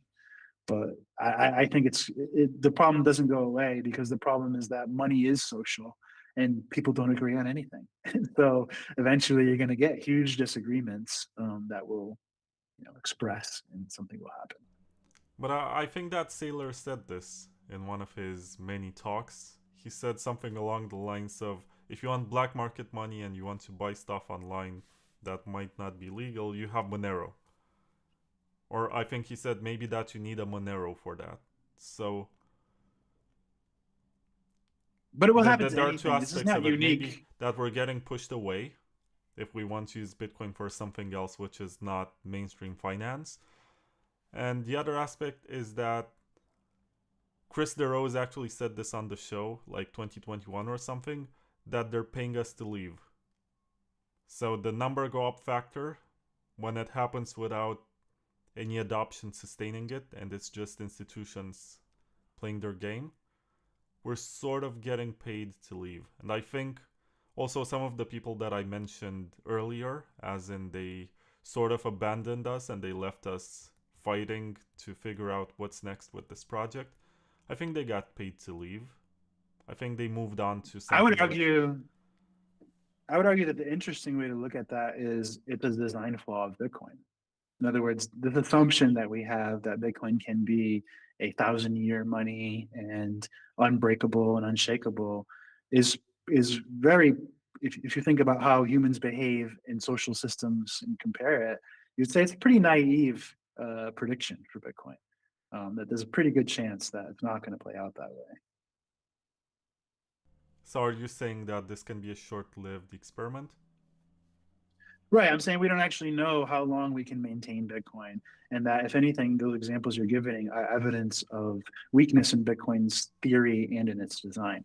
In other words, if what it takes to keep Bitcoin healthy is 5 or 6 altruistic, benevolent maintainers, and that's the only way we can keep it healthy, and before corporations take over, then that's not sustainable, right? Because how do you maintain that? That's not much different than trying to maintain a government. That's not, you know what I mean? It ends up expressing like other systems that look the same way. And so if Bitcoin in other words, Bitcoin is humans. It is people. And so if Bitcoin requires certain people to be in certain positions and those people to be trustworthy, then that's not sustainable, because that creates a power vacuum where eventually it gets filled with power of money and power of violence, and that it gets taken over. And so it needs to be something that the individual can enforce. And Bitcoin does have that, but unfortunately, it also is software, and individuals are not capable, at least not yet, of enforcing through software and code and things like this. They just run what you tell them to run, and they trust they're running the right thing. But so I think it's interesting to think about that problem. That if Gregory Maxwell is retiring and the elders of Bitcoin Core are seemingly becoming a little more corruptible or a little more of a different political persuasion than you, that's indicative. It's a symptom. It's not something to complain about and be mad, and it's something to notice and decide whether you care and what to do about it. Like I think that the idea that we can keep Bitcoin safe through trust, through a Bitcoin Core repo, is not rational. I think that you need some other different kind of way to manage things. And that's why another reason again why I'm focusing more on trust research is because I don't think we're going to be able to coordinate anything together unless we know who we want to coordinate with, on what, etc. We have to have a coordination capability. I think I agree with you, but at the same time, there's this cypherpunk utopia, right? That everyone's gonna become technically literate and is gonna put. Now it's like a big meme that you need to listen to like 100 hours of Bitcoin podcasts every week, and you need to spend at least 1,000 hours trying to understand Bitcoin. But I think the quality of this content, which is being recommended, and I don't want to insult my peers or whatever, but most of it is very low quality, like the lowest I common agree. denominator, just to get people to understand Bitcoin through bad metaphors. And once you actually dive into the technical details, you realize that these metaphors are just there for talking to your grandma or something. It's tough because even like I'll name some people in a positive way. Even the people you want to name in a positive way, they end up corrupted by the memes too. In other words, they have to try to balance both. They have to be popular, but also technically accurate, useful, educational. Like you look at people like Stefan Rivera, Ben Sessions, who does a lot of like demos and walkthroughs and things like this. These guys are sincerely trying to make normal, useful content most of the time, right? But they have to also understand the memes, and they have to be able to speak the memes, and they have to know the trends, and they end up becoming part of them to some degree, to where they're not as distinguishable as they used to be from other podcasters. And so a new Bitcoiner coming in, you can say to him, "Oh, go listen to the technical podcasters. Go listen to some good podcasts." And they don't know what a good podcast is. They listen to all of them, listen to 100,000 hours of bullshit, and now we have all these miseducated Bitcoiners running around saying dumb things and being toxic about it. And this is like so unhealthy. It like undermines you. If you think we need people like Gregory Maxwell and elders and stewards of Bitcoin, we're doing a horrible job, right? If we're like feeding them all memes and metaphors and bullshit, because that's what they're gonna feed, and we're gonna end up with like, what is it? Brondo has electrolytes, and that's why we water the plants with it. It's just a idiocracy reference. I was just hoping that these guys, before retiring, they're gonna at least leave someone competent in place. Well, what does that mean though? Like, am I supposed Like to like trainees create a or clone whatever. of myself and train him? And this is not the medieval. There's no journeyman apprentice thing anymore. This is not a thing. They're actually, if anything, Bitcoin has it more than other things. They have like chain code labs and these like incubators, sort of Kubo training programs. They have systems in place, but that doesn't mean that we're gonna be able to maintain it. It doesn't mean that the incentives are sustainable. In other words, what if it really is true that no matter what we do, eventually the banks buy out the devs and all the devs work for the banks because it costs, $500,000 a year to hire a dev capable and only the banks can afford it. And then all of these blockchains are just run by banks. Like, it's a possibility. It can end up that way. But a hardcore Bitcoiner will say, well, that's why you run a node, that's why you run the code, that's why you choose which node to run, blah blah blah blah. But what percentage of these people are reading node code or have any idea which side to take on even the 110 debate? You know what I mean? Like, it's just, yeah. I think we have to get much better at managing trust, and we have to do it much more intentionally. That's the issue, is we're all just ignoring that, like, somewhere in our brain all the time. We're creating patterns. We're remembering who did what, who didn't do what. We're just tracking it all in our head instead of tracking it on purpose. Whereas our antagonists, or like big tech, the government, etc., they're tracking everything everybody does and do it. They are doing it. They're keeping a reputation on everybody, and they're manipulating everybody, and they have a full view. But we aren't taking the view. We aren't doing the same thing. We aren't like intentionally saying, "Oh, well, all of my friends say this guy has scammed. He probably is a scammer." You know what I mean? Or all of my friends say this guy is a trustworthy source, and I should probably trust him. Like, we don't have an actual system for digitizing, like, routing trust, coordinating trust on multiple dimensions, this kind of thing. I think the culture is also sort of corrupted in the sense that I think it's more morally acceptable at this point for a Bitcoin Core developer to be bought by banks than to be bought by a quote unquote shitcoin. I mean, I don't know that a shitcoin would buy a Bitcoin dev, but Let's yeah, you're assume, for probably example, that some Solana team is gonna decide for some reason that they want to finance the development of Bitcoin Core, and they're gonna get one of their devs in. I think that person is gonna have a much worse reputation than someone who actually works for JP Morgan. yeah. Maybe. We do have some of that. I would say there's not a lot of good evidence right now on either side because I can make examples of like, for example, like NYDIG is a bank funding some Bitcoin core development speculatively. In other words, software development, research, this kind of stuff. But it's not working. In other words, they're failing at it too. Like they're trying to do covenants and stuff and it's not taking. Maybe they're going to keep working on it and eventually it will take, but um, you can see it from both sides. Another angle is nobody's going to work on Bitcoin Core for free forever. You know what I mean? There are a few people who might be independently wealthy who might work on it as a hobby, and maybe we'll be lucky enough there are enough of those. But for the most part, people working on Core are going to be paid by somebody, which means you could always criticize the source if you really want to. If Tether does it, if Blockstream does it, if Sailor does it, if Binance does it, if Solana does it, whoever does it, whoever pays the people, that becomes like compromise of that person's individual reputation. That person becomes two people. And so that's where the real dynamic to worry about is how much should you actually care who is funding the person and how do you gauge when to worry about the funding of a person. For example, I don't know how to tell this to people, but I'm funded by Tether, and I think there's absolutely no reason anybody should be worried whatsoever about that. In other words, they should only see it as a positive because my relationship and the company's relationship with Tether is mostly on a funding level. It's not that Tether is saying you need to add DeFi to your ecosystem. You need to never do this, never work on that tech because we don't like those guys, or don't help Bitcoiners, or go manipulate Bitcoiners. All of these concepts are absolutely absurd. But there will be plenty of Bitcoiners in the comments very quick to say, "Oh, you mean that Tether project? You mean that Tether company?" It's it's just basic moronic. You know what I mean? Like it just there's nothing there. But how do I prove that to them? You know, how do they know? How do they know I'm not just saying bullshit? How do they know that I'm not really trying to, kill Bitcoin somehow or something?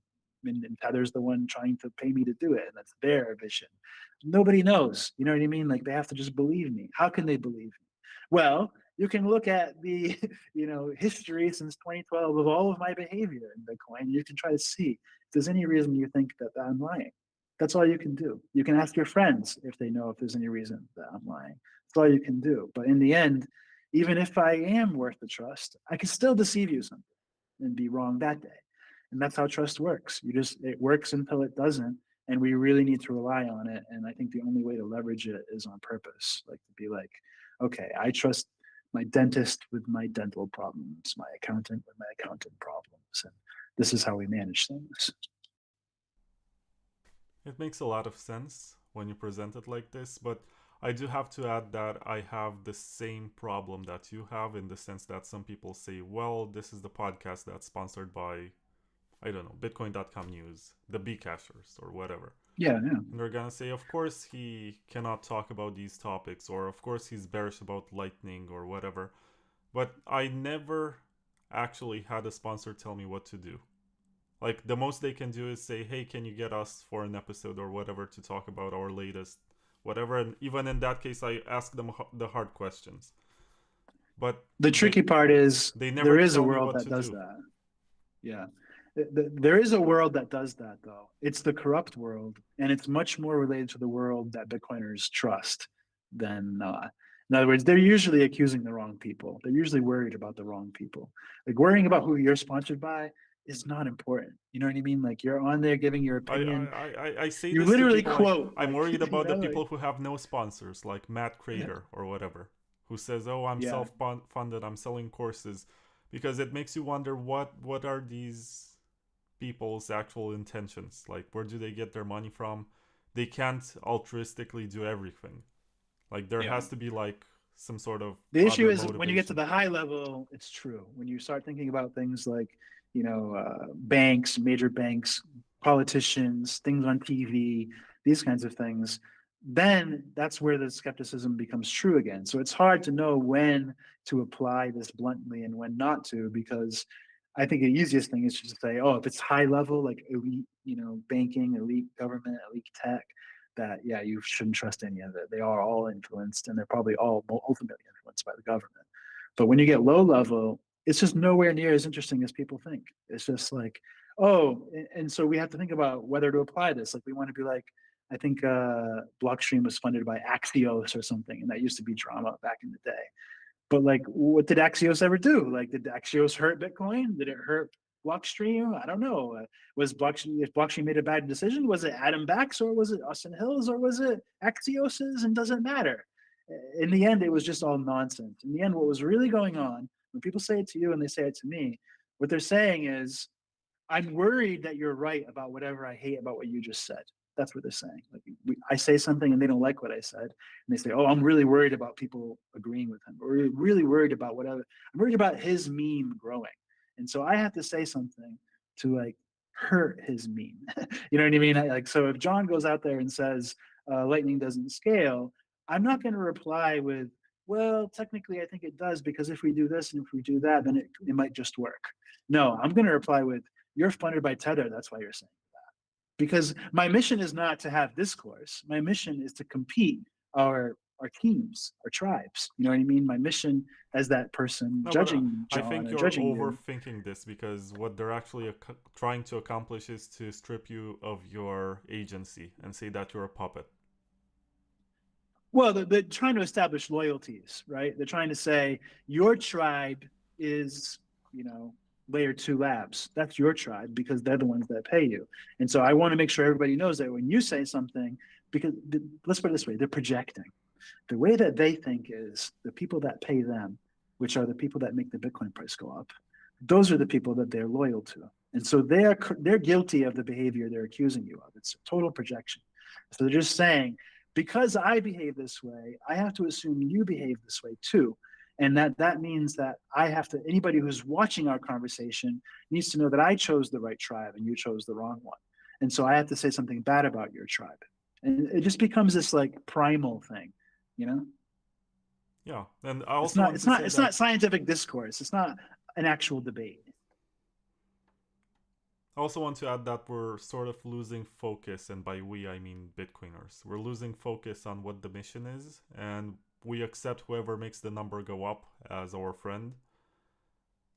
And I think over the last year, so 2 years ago I interviewed Roger Veer. I got excommunicated, sort of, and that only gave me more freedom to do what I thought was interesting.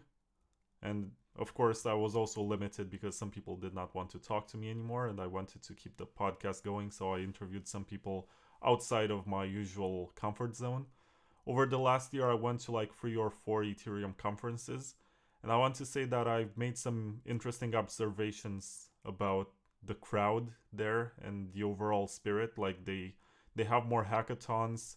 They're more focused on building stuff, good or bad. They don't care. They just want people to build stuff, and they're younger and more idealistic, and they don't care if Yeah. the network's gonna break or whatever. They're like, whatever, we're just gonna fix it back. But what matters is that we do something interesting, we build something that's worthwhile, and you don't get that in Bitcoin. Everyone's very concerned about, I think I've heard this term for the first time in the context of Bitcoin, unknown unknowns. Like something so outlandish that nobody even knows about it.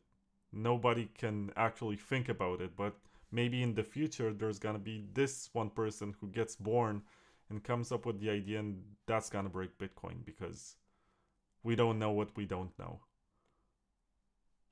Well, I guess I'm not too worried about that perspective, but I would repackage it as I think a lot of the things we do to change Bitcoin have been much less important than we think they are. And so, other than maybe the block size increase that came with SegWit and the malleability, I think SegWit basically is maybe the only change that helped Bitcoin. and then Taproot and all the soft forks, all the mempool complexity, all this stuff. This is just not actually going to affect much, and more likely to make things worse than better. Like I think every time we edit the mempool behavior in some way, we actually just make it worse. I agree. If anything, so I think even Peter So I'm Todd would not, but agree with this. don't misinterpret that to mean that I'm against hackathons, that I'm against research, that I'm against experimentation. That's not what I mean. So much as that, well, I think that we've glorified it and we've taken it to a whole other level and we've turned it into like a religion and, you know, a reputation system and a tribe, and all of that is way too far because it's not actually as consequential. Like Satoshi and the original people that made Bitcoin did the consequential stuff, and the rest has just been kind of cleanup. And then SegWit was one little nice, real notable cleanup in the middle, but everything else has been, you know, just noise, really. Probably will continue to be. So I think there is a lot of interesting research to be done. I just think it's in areas Bitcoiners are incapable of discovering because of the way they think, because they're not actually as curious as say as people you saw in the Ethereum conferences and things like this. Bitcoiners do hackathons and stuff, but the core community is very tribal, and so if you go to like a one European conference, you've been to all of them. The overlap in attendees, especially speakers, is extremely high. My peers, when I go to a conference, it's mostly the same people, you know what I mean, rotating in and out.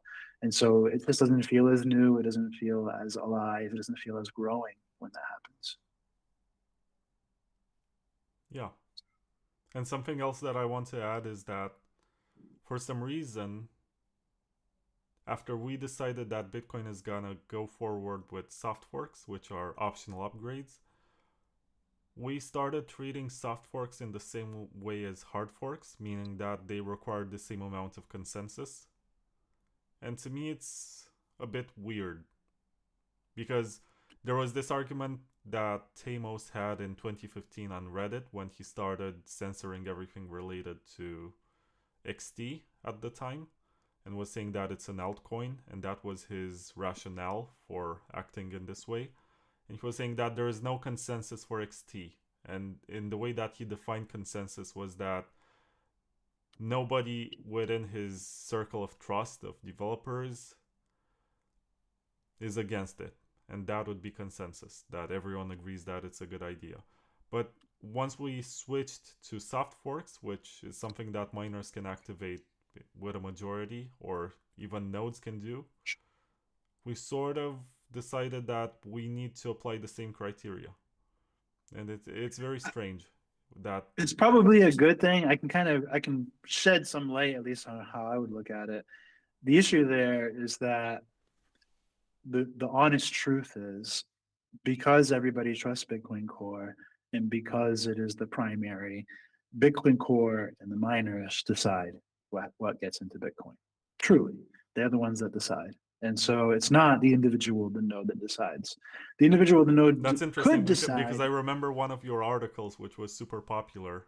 Like I think it was called "Who's in Control of Bitcoin" or something like this, and Yeah. you were presenting nodes as the absolute source of power. Well, they still are. It's just I would probably rewrite the article a little bit differently to cover some errors, but you still are fundamentally, but functionally, practically, you're only ever going to be able to like express yourself by disagreeing. You know, either by selling your Bitcoin or running different rules than the Bitcoin that you disagree with.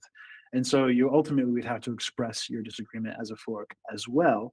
And you need devs to help you do that, and you need miners to help you do that to make it true.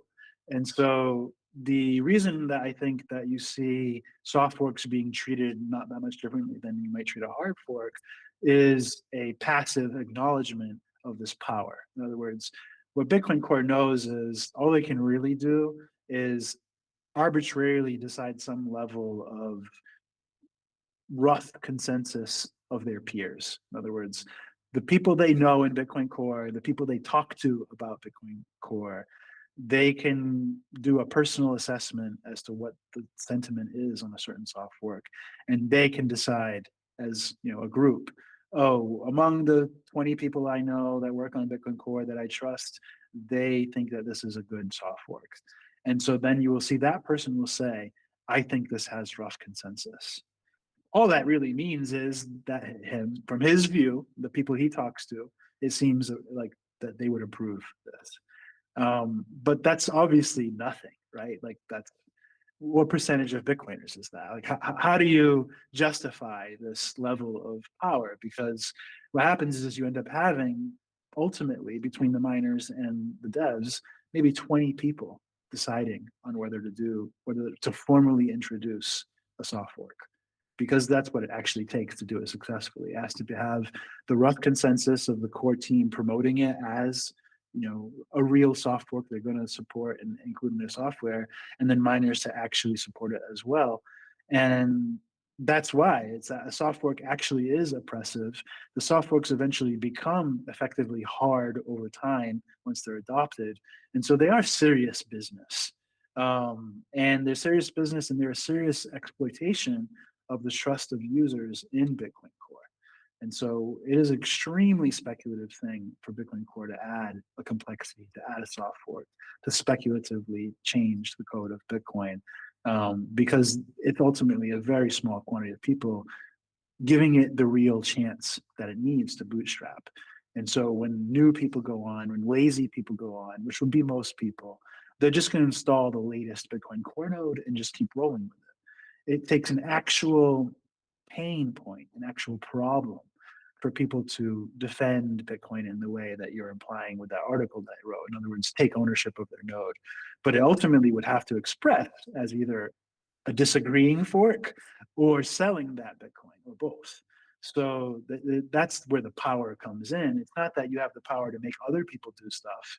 It's that you have the power over what you do. I think it was you who was saying that you're always 2 or 3 versions of Bitcoin Core behind the latest update. Yeah, I much more versions behind on some nodes, just because I think there needs to be people that show the core devs that this is a problem. In other words, there's no guarantee that people will upgrade their nodes or which node they're going to run and this kind of thing, and they need to be designing it in that environment. Also, just a security measure, like you should never run the latest version of core, and you at least wait 6 months. This is why the whole software thing is crazy. It's a bunch of people like immediately trying to run a new version of software, all do it together and convince everybody to do it and make it a new rule. It's like, no, like you need a long time before you can prove something. I liked the idea that we used to say, oh, people will invent things on shitcoins and then we'll port them over to Bitcoin.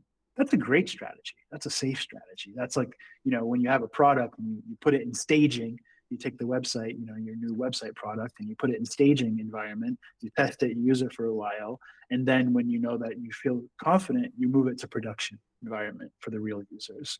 And so that made sense to me, but the truth is that not a lot of stuff came out of shitcoins, and there wasn't an actual lot of interest in Bitcoiners adopting the things that shitcoiners came up with as a developer community. And so it didn't pan out that way. But I would certainly rather, like when you saw, I think it was Litecoin added SegWit first, right? Like that was nice. Like I want to see, oh, if covenants are so great, show me covenants. Put them on, Bcash. Put them on, just fork Bitcoin and make a fake They do Bitcoin. have them on Maybe, Bcash. That's the annoying part. They yeah. do have them on Bcash. Um, They have Upcat. They have something which is similar with CTV. Like if you actually want to break something and you know how to do it, you can break Bcash. Go ahead. Sure, but that also proves that there's not a lot of demand for the tech itself, right? Because that Bcash having covenants didn't make a bunch of people use Bcash or a bunch of people use covenants. So what does that say about covenants? They don't want to say what that says. That covenants aren't actually a big deal. They're only a big deal to NIDIG in companies like this who had some sort of plan for them. No, I think it speaks for the network effects because I remember having a conversation with someone from Citrea, and they told me that if they deployed their software on Bitcoin Cash, it would be much faster and it would work better with better trust assumptions compared to what they did to make it work on Bitcoin. But it's just that they don't have any users there. Yeah. That's the Well, they're not biggest going to have any problem, users here probably. because they Um, raised some money to be able to build this and ship it, and they do have to launch it on the biggest network. yeah, that's the theory. I can't say whether it's wrong or right. I would say it's not the theory I would go with. But I don't know what's Anyway, best. what you described is like a beautiful explanation of the original Bitcoin maximalist thesis, which was that we're gonna be conservative. Of course, we want to have privacy, we want to have scaling, we want to have everything, but we're not sure that this is the right way to go forward. We don't want to break Bitcoin because of this. Let's create this Litecoin or Zcash or Monero or something else. Let's test stuff on it. But the problem is that it never came back to Bitcoin. Yeah. And the thing is, even forking Bitcoin just for this is not that crazy. It's just so taboo. Like in other words, if it was 2013, shitcoins were innocent back then. They weren't shitcoins yet. They were just altcoins. And it was not like a constant thing to like make Bitcoin look bad. That's why we started calling them shitcoins. So they started lying about Bitcoin and lying about their own capabilities. It was just other versions of Bitcoin that people played with. And now imagine if we still had that culture. If somebody, Jeremy Rubin or whoever, wants to have covenants, he could literally just fork Bitcoin. He could just say, "This is another Bitcoin. Me and my friends are mining it. The difference is it has these parameters for the block size, and it has covenants, and it does this. Come try it out." And then people would use that coin, and it might gain a little bit of money. And if he was right, it might even grow to be the size of Bcash or whatever. You know what I mean? Like that that is all honest normal science to me. But problem is that you can't do that without it becoming shilling that shit coin, talking shit about Bitcoin, blah blah blah. It can't just be science. It has to be money too. And so it corrupts everybody. And so you can't actually do that anymore. But that's, I think, an honest, it shouldn't be crazy. If I said to you, "Oh, Bitcoin is broken. I know exactly what's wrong with it. I'm going to fork it, and here I'm going to show you how my Bitcoin works." That should not be something that gets me ostracized from the Bitcoin community. It's just demonstration. I'm not saying, Bitcoin is evil, Bitcoiners are stupid, you chose the wrong Bitcoin. All I'm saying is here's another software that I developed that demonstrates my point. You know what I mean? But nobody ever only does that. They do that, and then they also say, "Buy my shitcoin, let me get funded by these people, blah blah blah," and the whole thing becomes corrupt. I know what you mean, but there's a fine line, and if we built a culture around just trying software, like it doesn't cost you anything to download the wallet or try the client of an altcoin or something, claim some coins from a faucet, see how it works, and then make your own opinion if it's useful or not. But instead, Yeah, I think it's much worse, and I say this a lot. It's much worse to try Ethereum for some, I don't know, crypto kitties or whatever they use, than to pay with your Visa card. For a while, it was actually very cool among the toxic maximalist crowd to brag about earning points because you bought your stake with your MasterCard or something. yeah, Samson now was bragging about it. Jimmy Song was saying that it's a good idea.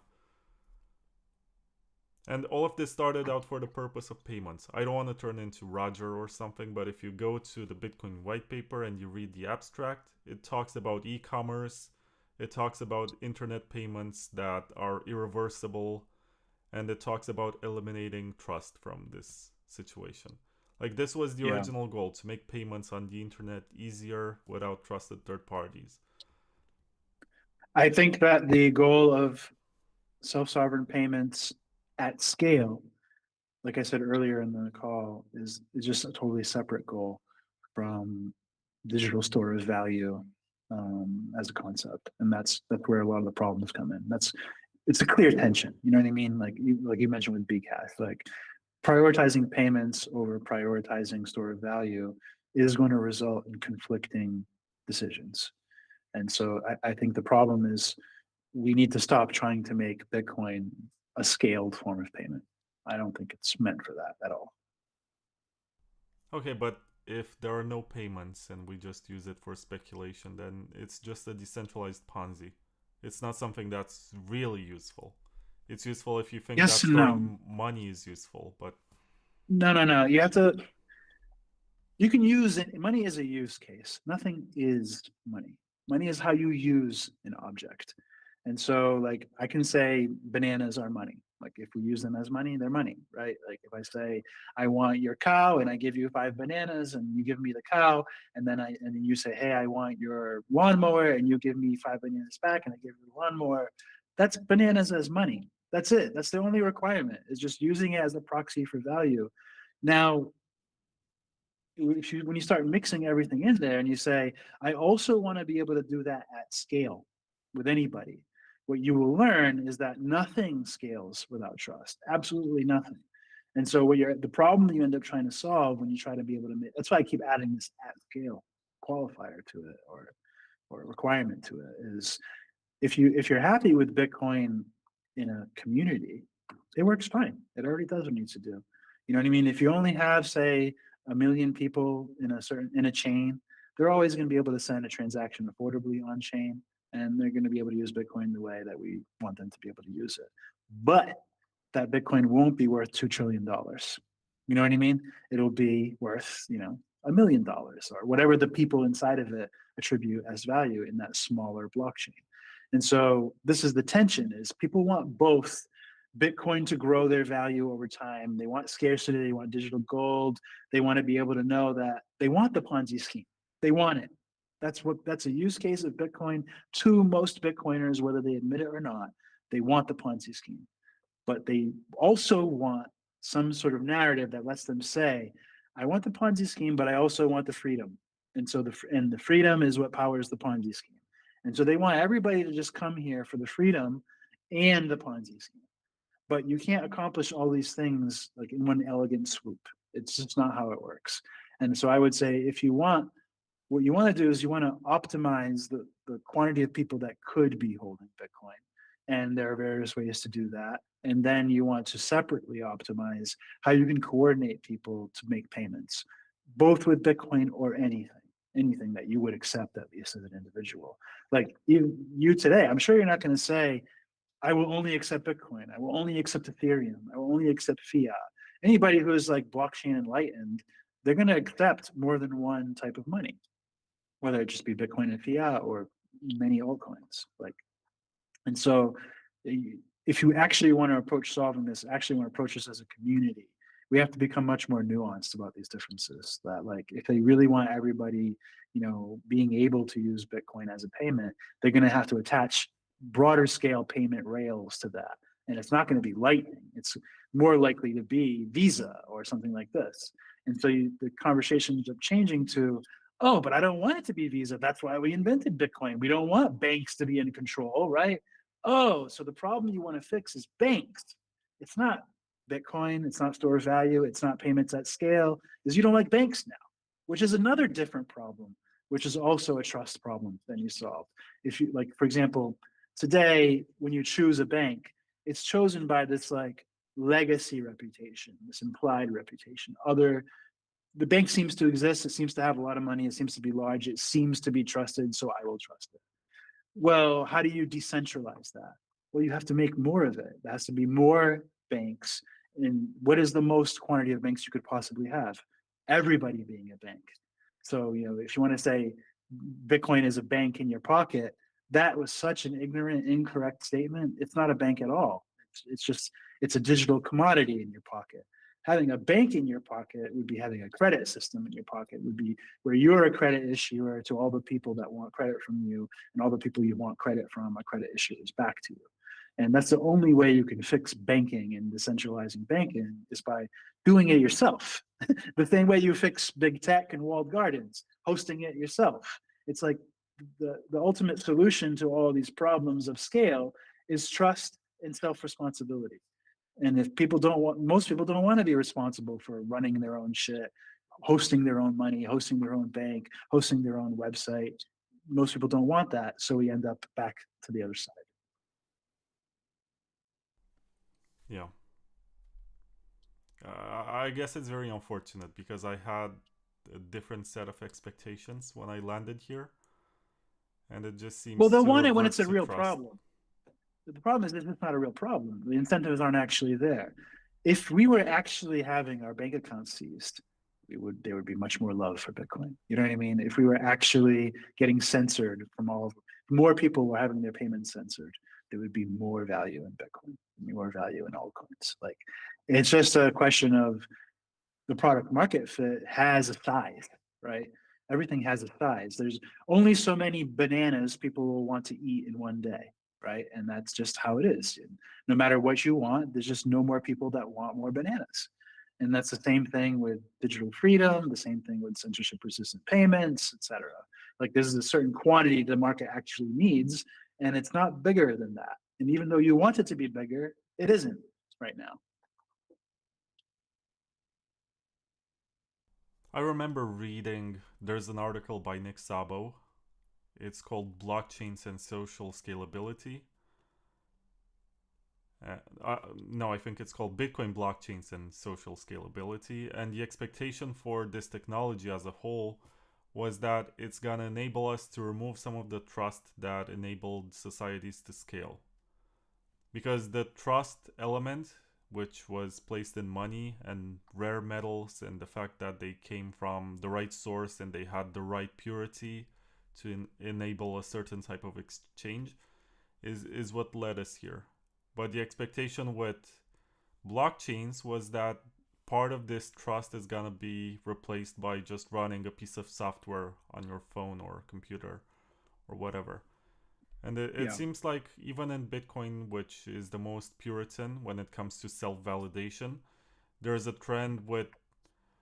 I remember custodial lightning when it first came out, it was considered to be just this gateway drug, just this way of trying it before you give the technology a more serious look. But now we have entire protocols built on top of custodial lightning, like Cashew and whatever, all of these Zcash ideas that are coming to Bitcoin and mints and federations. And it's disappointing. Also, from Nick Szabo, you have the article about God protocols, which is this idea that you have something like a clock that tells you what time it is, except that it's for finance and it's for universal truths to which people or with which people can agree when they look at it. Instead of having to trust politicians and banks and bureaucrats and whatever, the idea would be to have contracts or something which is out there in the open that anyone can agree with, that is true, and we sort of organize our daily lives around that. I was thinking about a lot of this, but it seems like we're heading into a future where, first of all, we have more trust. Secondly, Bitcoin is like 50 something percent of the market, and most of the crypto market is stablecoins. And this is sort of the future. It's not even experiments or forks of Bitcoin or other ideas that have maybe better scaling or better privacy. It all comes down to putting the US dollar on a blockchain and having some bank issuer. And it seems like Well, even the European Union is into this, the US is into this. We're gonna have a bunch of stable coins, and that's what this revolution led to. I would take a more favorable view than that. I would say what Sabo maybe missed in the first article you mentioned, or what's not being addressed clearly, is trust is amazing. Trust is awesome. Society is trust. In other words, you're not going to do social things and remove trust. That's not how it works. Trust is other humans cooperating with other humans. That's what trust is. Trust is society. It's being a citizen.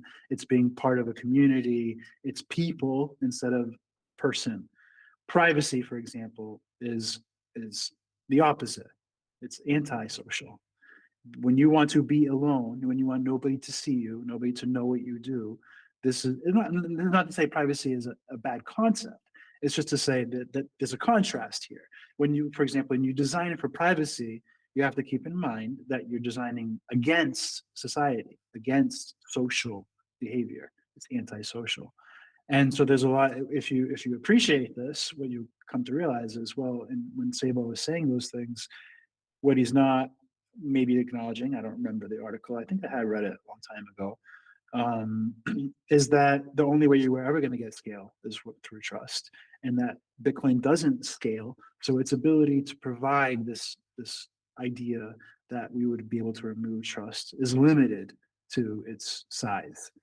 And even then, we've identified in this conversation how we didn't really get rid of trust. We just kind of moved it somewhere else, didn't we? We moved it to the miners. We moved it to the Bitcoin core devs.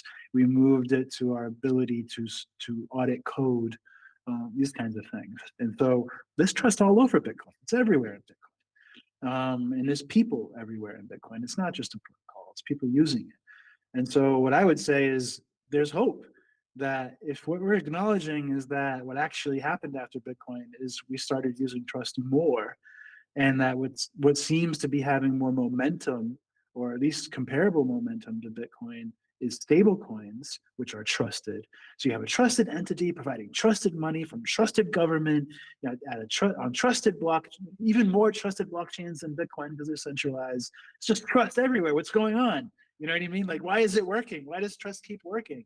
It's because that's what society is. It's trust. It's applying trust. It's leveraging trust. It's competing with the people you don't trust.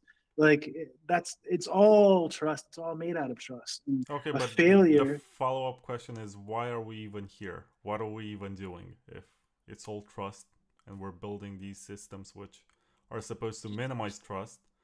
Like, what's the point? I can't speak for other people, but I can tell you what I'm doing. And this isn't just, this is meant to be a kind of interesting answer. I only figured out kind of what I'm doing more clearly recently when I looked at, like I said earlier, that like I kept asking questions about, well, people say Lightning does this, but then when I look and when I research it and do the math, it doesn't do that. It does something else. People say Bitcoin is for this, it's for that. They say it will fix this and fix that. And the more you dig in, the more you criticize and question everything and try to establish your own judgment. What's left is you realize what people actually wanted out of Bitcoin and what we were trying to do is we were trying to once again deal with violence in society.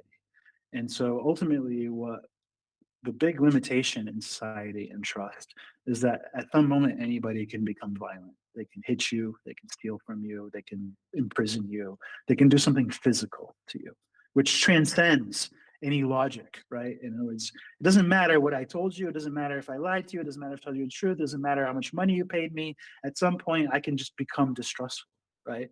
And at some point I can just become violently distrustful. And so society over and over again always invents ways to manage and regulate violence in order to have society. That's what being civil is, having a civilized society, having a trust-based society or high trust society. That's what it looks like. It looks like we see a lot of people on Twitter lately bragging about Japan and how like civilized they are and how famous people can just go on the train and how it's clean and how they're kicking out people that are bad or whatever. Like that's what society is. The goal here is to figure out how much trust we can actually create and how long we can actually maintain it and how much violence we can prevent. And so the work that I do at Synonym, I think ultimately comes down to me not being satisfied with the level of degree that trust and violence are attempted to be managed in systems that are designed before Synonym. And so the system that I'm trying to design, the system that my team researches and works on, ultimately is trying to find a way to manage violence that maximizes harmony, basically, alignment, coordination, matching, maximizes these things in order to minimize violent outcomes, in order to minimize reliance on government.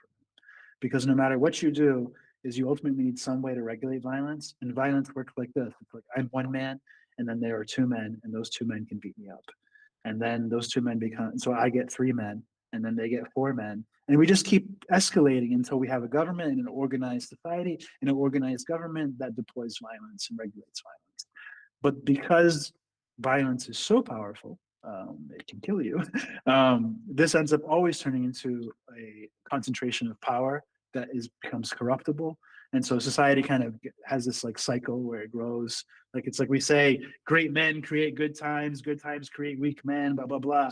This cycle happens, and it's real. I think it's a natural cycle. It's not something to like complain about people. It's just a natural cycle that goes for we find optimal trust, and then it starts to get exploited. In other words, this is why we can't have nice things, and then it falls again until people learn how to trust each other again in new ways, and it grows and we coordinate again. And I think that's all this is. And so in Synonym and the work that we do, what I'm trying to say is that I don't think Bitcoin fixes it. I don't think that Bitcoin clearly does not remove institutional power, government power.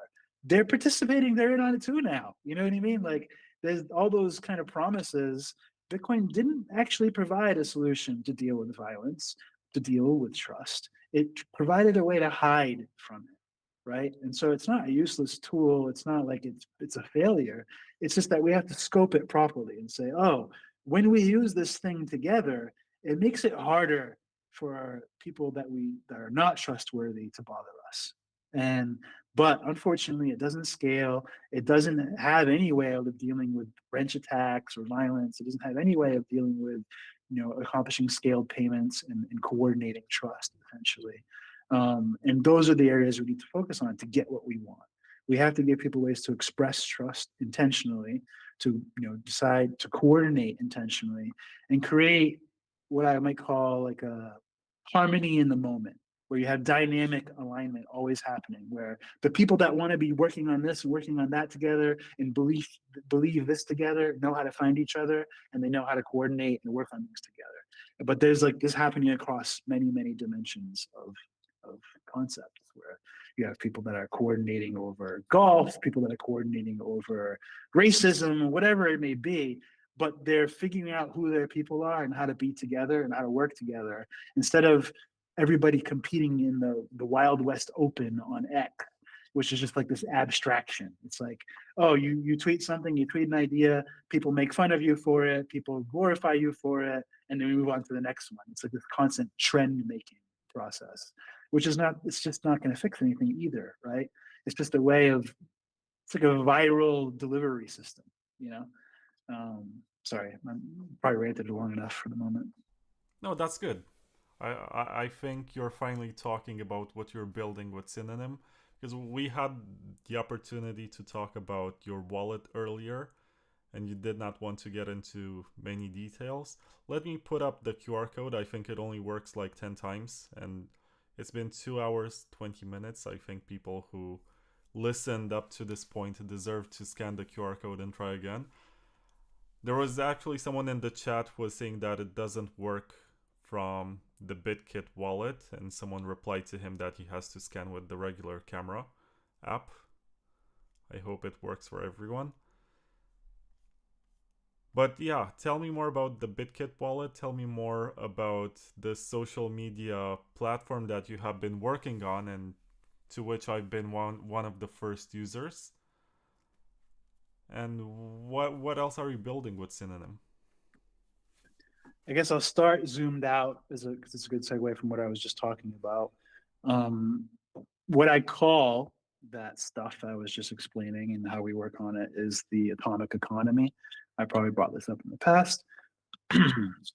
And what that means is, in trying to solve all these problems and trying to actually design a cohesive system that dealt with all of these problems, you end up realizing that you like need like a sort of engine, like a flow of how things go through all the people and through society, and which means you need an actual economy. You need things moving, back in a feedback loop, so things keep evolving and changing. And so the atomic economy is a way of demonstrating both all the research related to trying to solve these problems and the minimum set of products and features required to achieve them. And so by the end of, say, the first version of the atomic economy, you're going to have all the pieces you would need to be able to coordinate with others in a self-sovereign way, make payments with others in a self-sovereign way at scale, and to be able to have like the ideals that a Bitcoiner wants in practice, like being able to find anybody that will sell whatever you want, being able to make payments directly to people, coordinate those payments directly, whether they're using Bitcoin or not, be able to switch through all the different payment methods, be able to have a wallet that supports this stuff, have a payment protocol that supports this stuff, have a web app that supports this stuff, be able to do actual e-commerce within a key-based self-sovereign system that is superior to anything, in my opinion, that you would compare it to. So we're not like just building a bunch of incidental products related to what Bitcoiners care about. We're actually doing like a civic engineering project where I'm trying to say this whole system design is what society needs to fix its problems. And here's how it works. And here is like the pieces and how they work together. And so Bitkit is just the wallet in that plan. So when people look at Bitkit, if you look at it, oh, is Bitkit trying to be like the #1 Lightning wallet? Is Bitkit trying to be the #1 Bitcoin wallet? Is Bitkit trying to be the payments wallet, blah, blah, blah. It's trying to be the atomic economy wallet. It's trying to be the wallet in our system that supports all of the features and protocols in our system in order to demonstrate it. If that means it turns into the most popular Lightning wallet or whatever, great. But I'm more concerned with it being the most popular atomic economy wallet than anything else, and getting people to try the entire ecosystem and live within the ecosystem than anything else. And so in addition to that, we have Pubky, Pubky, which is both a protocol and a product. The protocol itself is a key-based system, similar to other key-based systems, except the major difference is that it uses mainline DHT as a discovery system, which would place it as literally the most decentralized network in the world. In other words, mainline DHT is, depending on how you measure and what things they support, roughly 5 to 20 million nodes, depending on the spec you're comparing. And you can have, that's way bigger than Bitcoin nodes by like orders of magnitude probably. And that means that your identity lives there and nobody can take it from you. So we use keys as domain names, which is different than any other system. We have this system called PKDNS, which allows you to literally make like DNS records for your key. And so when people want to look you up, you always decide what they see. So whether you use a hosting service or you self-host or whatever, it doesn't matter. Whether you use our Pubky app or somebody else's, it doesn't matter. You're always in control of where your data lives and where people are told your data lives, trusted or not. And that we found is an important basis for this whole design.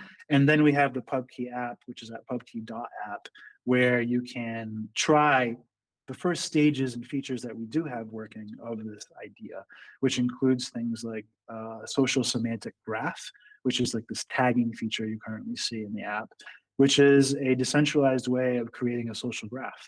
And so now within this ecosystem, you don't need to have a centralized algorithm in order to find things. You can have an algorithm that's made out of the semantics of all of your peers or any specific peers that you care about. So you create the algorithm based off of, you know, the activity and how you trust other people.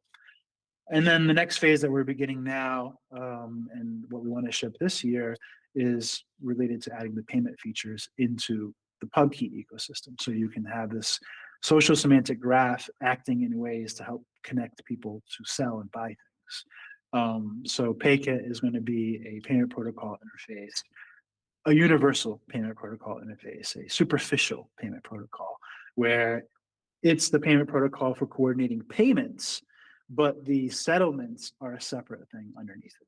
And so it basically routes to different settlement methods. And then the final kind of piece that we're going to be working on later in the year, but we have completed the research as far as like a white paper or whatever, is atomicity. And this is a mutual credit system. And this is a way of basically establishing payment coordination and payments like a credit card kind of, except every individual is the one running it. And you can, instead of routing through channels like Lightning does, it does a step routing process, one person at a time. And so it removes a lot of the complexity and increases the stability a lot, because each separate transaction is separated. So it's like, if I want to route from say you're at the end of the route and I'm trying to pay you, and there's three people in between us in the credit system. It doesn't send it from me to Alice to Bob to you. It sends it from, I do a deal with Alice, then I do a deal with Bob, then I do a deal with you. And so it keeps updating along the path. And so this allows things to be, to stay trusted and still remain safe. So I glossed over and skipped detail on a lot of this stuff. It's a big vision. There's a lot of aspects to it, but that's the kind of broad strokes: is Bitkit, Pubky protocol, Pubky app, Paykit, payment protocol, and Atomicity, mutual credit protocol. I think I missed one thing in there. Oh, Pubky Ring, which is a keychain app for holding the keys. Yeah, I think I tried 3 of these, which is the Pubky protocol, the Pubky ring, and the Bitkit wallet. And something that I do like about the Bitkit wallet, for example, is that it's designed to be very basic and simple. Like it's an abstractization of a lot of complex elements that are happening in the background. Yeah, you mean, I guess I'm guessing you're referring to, like, we don't I don't even know if we say lightning. We say it a few times where we have to, but mostly it's referred to as the spending Bitcoin balance, whereas the on-chain is referred to as the savings Bitcoin balance.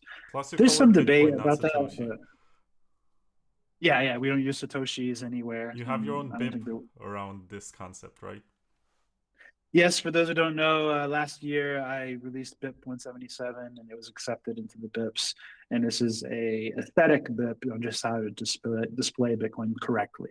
And by correctly, I mean that it actually doesn't have a decimal place in the protocol. It's not a decimal based system. It's not floating point. It's integral. And so for a while before, maybe even a year before that BIP, we displayed it this way in Bitkit. Almost nobody even noticed. It's just that people got used to sats as the numbers, in other words, without the decimal. And so the only kind of leap here is just to call it Bitcoin instead of sats. That's beautiful. To be honest, I mean, I always thought it was corrupting. It's like Satoshi didn't want that. He didn't want it to be named. I'm almost certain he didn't want to be named. And then it's like, it is Bitcoin. Like, it's all Bitcoin. And this 21 million thing is actually 2.1 quadrillion, and both numbers are stupid. It's like, just like, get it at the price that you want it. If you want to speculate on it, but the quantity of the units is not actually that important. what's funny is that Satoshi wanted Bitcoin to only have 2 decimals. So in the original design, which was circulating in 2008, it only had, just like the US dollar, it had the whole unit and cents. So divisible. Yeah, this is the lore I learned from Adam Back. Yeah, Adam Back told me this, and I think I told you it. And the other detail is it was how Finney that added the extra 6 places. And so if you want to be, what's the word? I think it's provocative. Oh, extra 6 because it's 8 in total. Okay. Yeah. So if you want to be provocative, you can say that he multiplied the supply of Bitcoin by 6 orders of magnitude. Hal Finney, that's his contribution. Hal Finney's contribution to Bitcoin, if I want to be very provocative, I can say his contribution was inflating the Bitcoin supply by 6 orders of magnitude and convincing everybody that banks was where Bitcoin should be held. Those are 2 big contributions that live to this day from Hal Finney that I disagree with. No, but what Hal Finney describes is banks actually I don't Bitcoin disagree with the issuing their own inflation of digital units. currency against Bitcoin. So it's not describing as custodians in the way that we have them today. So what Hal Finney means is very different from the misinterpretation that has been propagated and popularized to justify the fact that people keep their Bitcoin with custodians. Yeah, but also, I don't actually disagree with the change in quantity either. Super unpopular. Like, you just implied that adding more decimals to Bitcoin is inflation. It is. That's what. No, it's not implied. People will say, "Wait a second, you can divide a this pizza this is in an objective slices." Statement. Yeah, the problem with the pizza debate is it was embarrassing for both sides because both sides were wrong. When what's her name, Frances Coppola said that she was concerned because it's divisible, the correct reply to her was, no, it is not divisible. End of conversation. The reply to her was, "Don't worry, Francis, it's not actually divisible. You have it wrong." That's it. That's the reply. And then end of conversation. But instead, it was, "Oh, you think you can cut a pizza into more slices to feed more people?" Well, no, that's not. In other words, both people misunderstood each other severely. And the point is that it's all stupid because Bitcoin isn't actually divisible. That incident is a huge influence. It contributes to why I made BIP 177. Because I kept seeing over and over, people misunderstand the whole concept. Yes, Bitcoin is a pie, but how many slices doesn't matter. But no, you can't divide it. You can't actually have more slices. And if you do, you have to actually multiply it. That's how it actually works. But if I recall correctly, when Lightning launched, we got a new unit called the Milli Satoshi. This is even worse because it's fake. That one doesn't even exist. In other words, not only is it not another decimal place or more decimal places, 3 more or whatever, thousands, they actually don't even exist. There's not an actual protocol for it. It's not, the Bitcoin protocol doesn't see it at all. It's literally just a tracked credit number by your counterparty in your channel. It's just credit. It's just, you're basically trusting the person in that channel that when you do get a whole Satoshi, that they will render it to you in a signed transaction. That's all you're doing. There's Milli Satoshis do not even exist. And even worse, nobody in Lightning actually needs or uses them. All they do is cause developer experience problems where sometimes when you're trying to find some really annoying bug, it's all because of the denomination needing to be in millisats instead of that. And that's the only contribution millisats has made. Yeah, weird. But you're saying that if we add more decimals to Bitcoin, and it's gonna be 9 instead of 8, then that's inflation, right? Well, now we have to get into defining inflation. Yes, it is monetary inflation. You would literally have to create 10 times more units to add a decimal place. But then people will argue, like Adam Back would argue very quickly, if it's proportional, it doesn't matter. That's mostly true. There are nuances to it, though. When you have more units, you certainly can create more UTXOs, for example, because you can split it into more pieces. And so the real question will become, can I create UTXOs that are less than 1 Satoshi? Because that actually changes economic dynamics and inflates my capability to create UTXOs. Whether that's good or bad, you could have a separate argument, but it is a dynamic that is new if you add units. Another one is how you add them. Are you adding them through mining rewards? Because if so, now you're extending the amount of mining time, right? That people get rewards. And that's an effect. So there are a lot of little decisions in how you would design it if you did do it, and whether you could do it without a hard fork. But those are all nuanced things, and Bitcoiners are incapable of nuance, so they won't get discussed. That hurts. That last part about Bitcoiners being incapable of nuance. Well, nuance, as Sergey from Bitrefill taught me some years ago, nuance is antiviral. And so when nuance is required, it means you're actually reducing the bootstrapability of your thing. And so when you have nuance, it requires people to care. It requires people to have incentives to learn deeper, to defend the nuance, to learn it. And so, yeah, nuance is definitely antiviral. If you want something to go fast and go hard, remove the nuance. Yeah, but to go back to the argument that we had before, there used to be a time in my life when I was thinking that Bitcoiners are some of the smartest people in the world, and I can't wait for the day when they're gonna be in charge of stuff, like running countries, running. I'd be so scared now. Like to think of all know. the current Bitcoin elders in charge. I know. Like, I used to think, oh my god, if this person was like the president of the country or something, that there would be so much good stuff happening. But now I'm like, I'm happy with the political class. I'm like, I'm happy that these guys are professionals in what they're doing, and we don't put Luke Dash Jr. or someone like him in charge of anything. I think part of it is that was true back then, and that's just not true now. In other words, back then, the quality of the people was a little higher, and your ignorance, in mine, was higher as well. In other words, we were less people, and so our standards were lower. And what we were being shown by these people was impressive to old Vlad, to old John, you know what I mean, to previous versions of ourselves.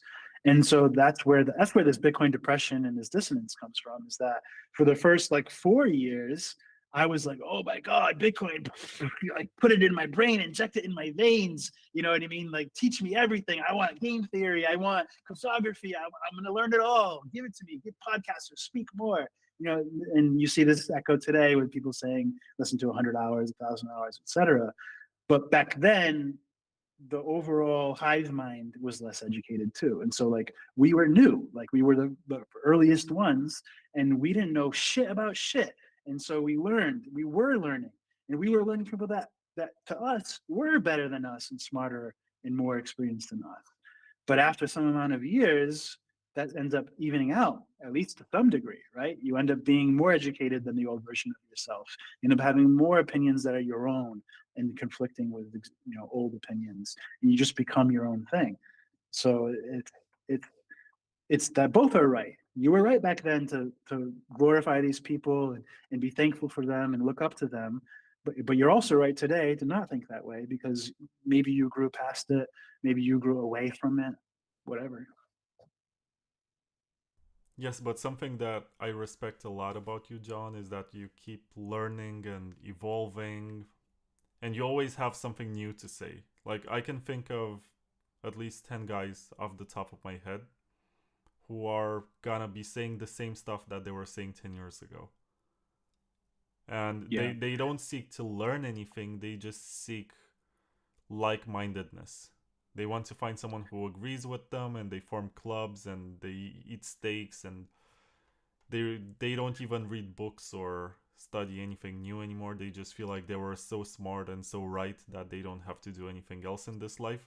And somehow they also project being right about Bitcoin to being right about something else, like lifestyle and diet, and they're gonna Yeah. think Well, they're I'm glad super that you smart. appreciate it, because I don't think it means something to most people, honestly. That's part of the Bitcoin depression thing too, is that, like I said earlier in the call, I sincerely feel like we've discovered something. Like we figured something out that every Bitcoiner needs to understand and know about. They need to at least try on how I look at these things and understand them, so they can use it in their mental model for when they talk about Bitcoin or build things for Bitcoin or whatever. Whether they disagree with me or not, whether they disagree with the speculative parts or not, especially. But like they really do need to like, I think it's important. But what I'll say is, like I said earlier in the conversation as well, their behavior is not irrational. It's a strategy. It's how they choose to approach things.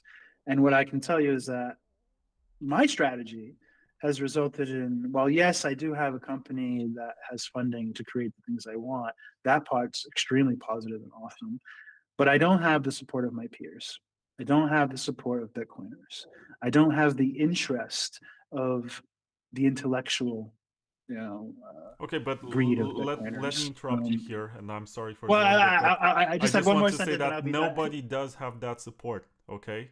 Yeah, I've seen dozens of projects announcing that they're gonna launch this on Bitcoin, like Spider Chains from Botanics Labs, like Sutreya and whatever. A lot of money was put into these projects. They seem to be doing something amazing.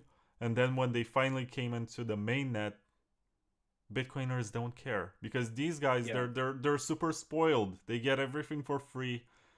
Well, this is my point about the They just strategy want to part, is that hodl and do nothing. their strategy results probably in more happiness than my strategy. My strategy is extremely unhappy. Is extremely discontent. In other words, I'm always seeing the problem in everything.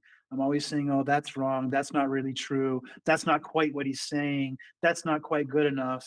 And that's why I always have new things to say to you, is because I'm never happy with anything. I'm always drilling down further. That's not, it doesn't feel good to be that way. It's stressful to be that way. People don't like people who behave that way. And so I do it because I'm compelled. I do it because I have no choice. It's not even strategy. It's just who I am. And so I can't tell your listeners that my strategy worked.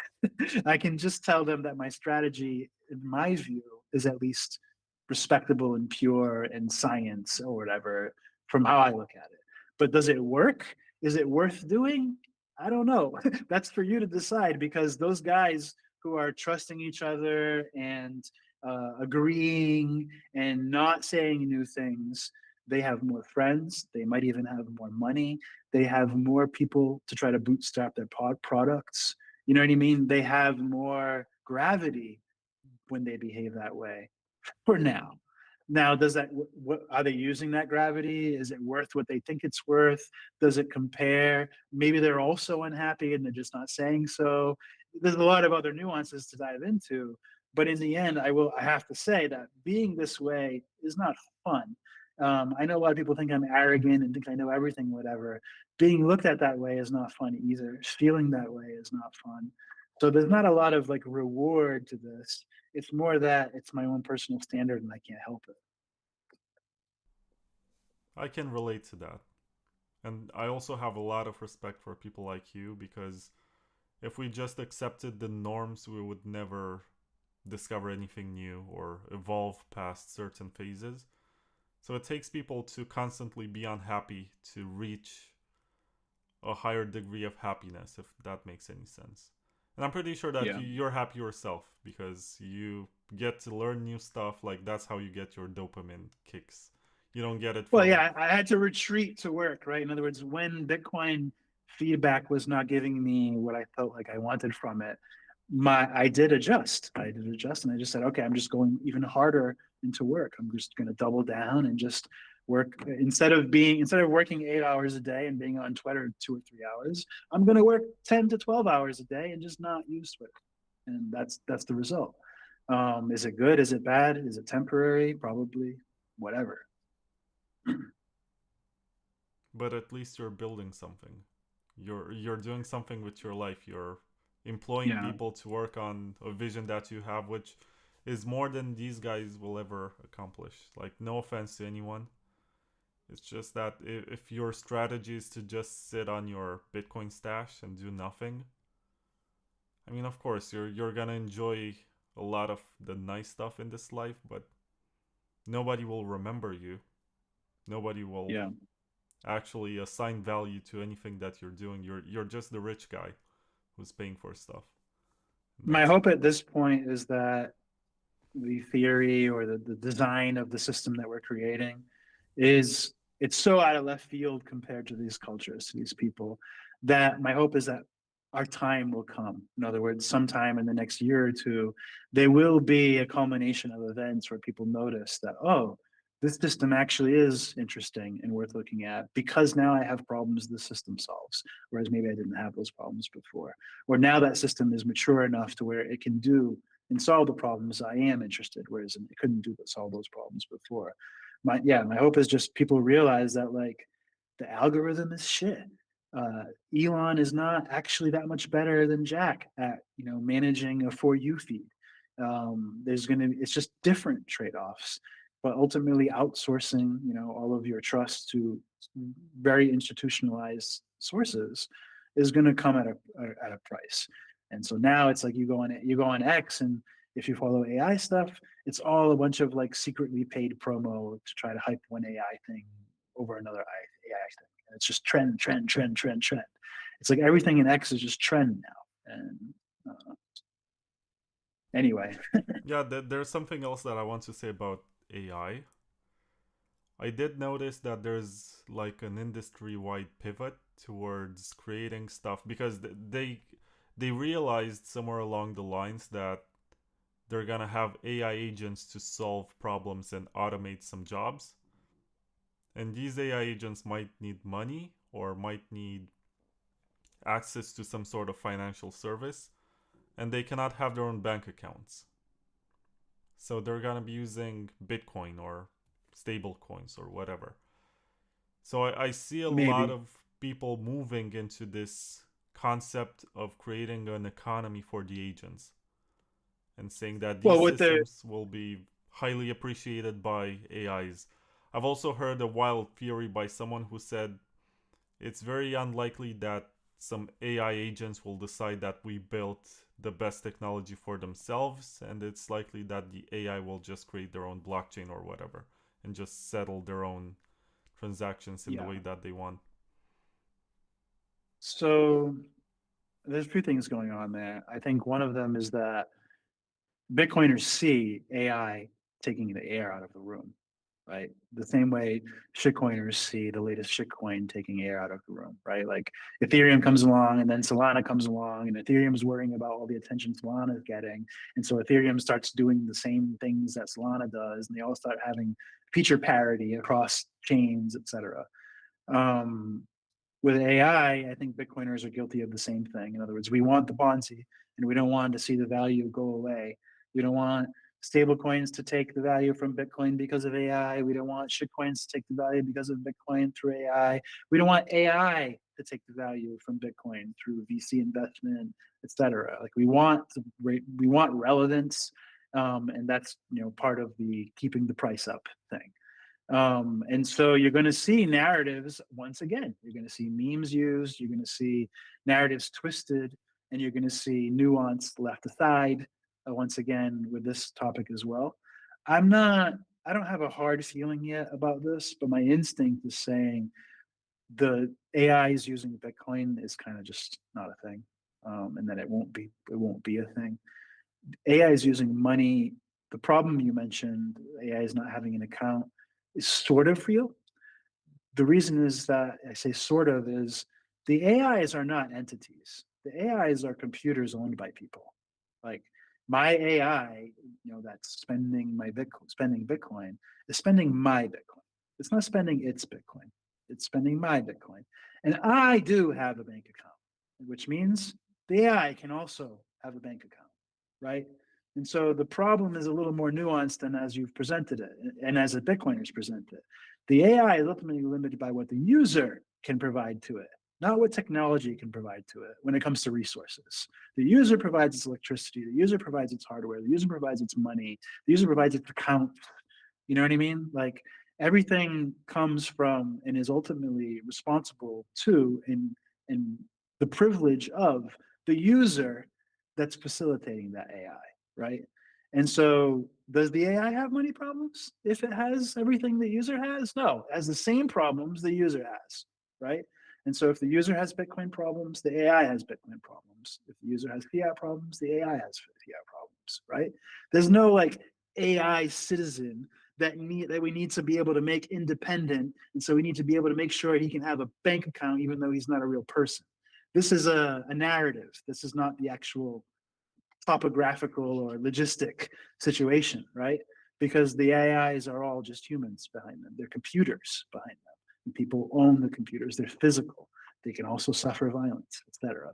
And so I think that what's more likely, and I think what's more interesting for AI, in which again I'm self-serving here, but if you look at how Pubky, our platform, uses social semantic graph and what that means for algorithms, you will quickly realize AI would love this shit.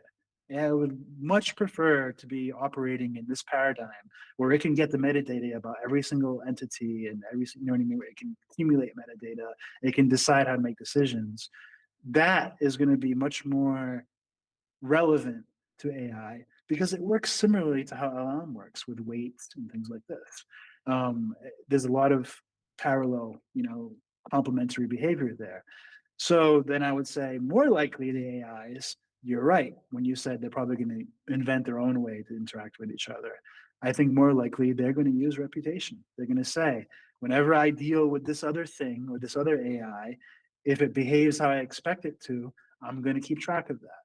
If it behaves in a way I don't expect, I'm going to keep track of that. And they're probably going to deal in favors. They're probably going to deal in favors, in reputation, in credit. I don't think they're going to deal in Bitcoin because Bitcoin doesn't scale. Bitcoin's expensive. Bitcoin's slow. You know what I mean? Like AI doesn't have Bitcoin problems. AI is not censored any differently than their user is censored. It's so I'm painting the contrast picture. That doesn't mean that I don't believe in the other side at all. I'm just showing how you have to think of it both ways sincerely. Yeah, it is true that there is something also to the idea that AI is entirely digital. Thus, it dealing with a bank account will come with problems. In other words, it literally can't create a bank account for you. You have to do it. You have to do the facial recognition or whatever. So there are actual limits. It does, using digital only money does unlock certain conveniences, but I just think it's going to be much more practical than the ones that Bitcoiners are going to gravitate towards.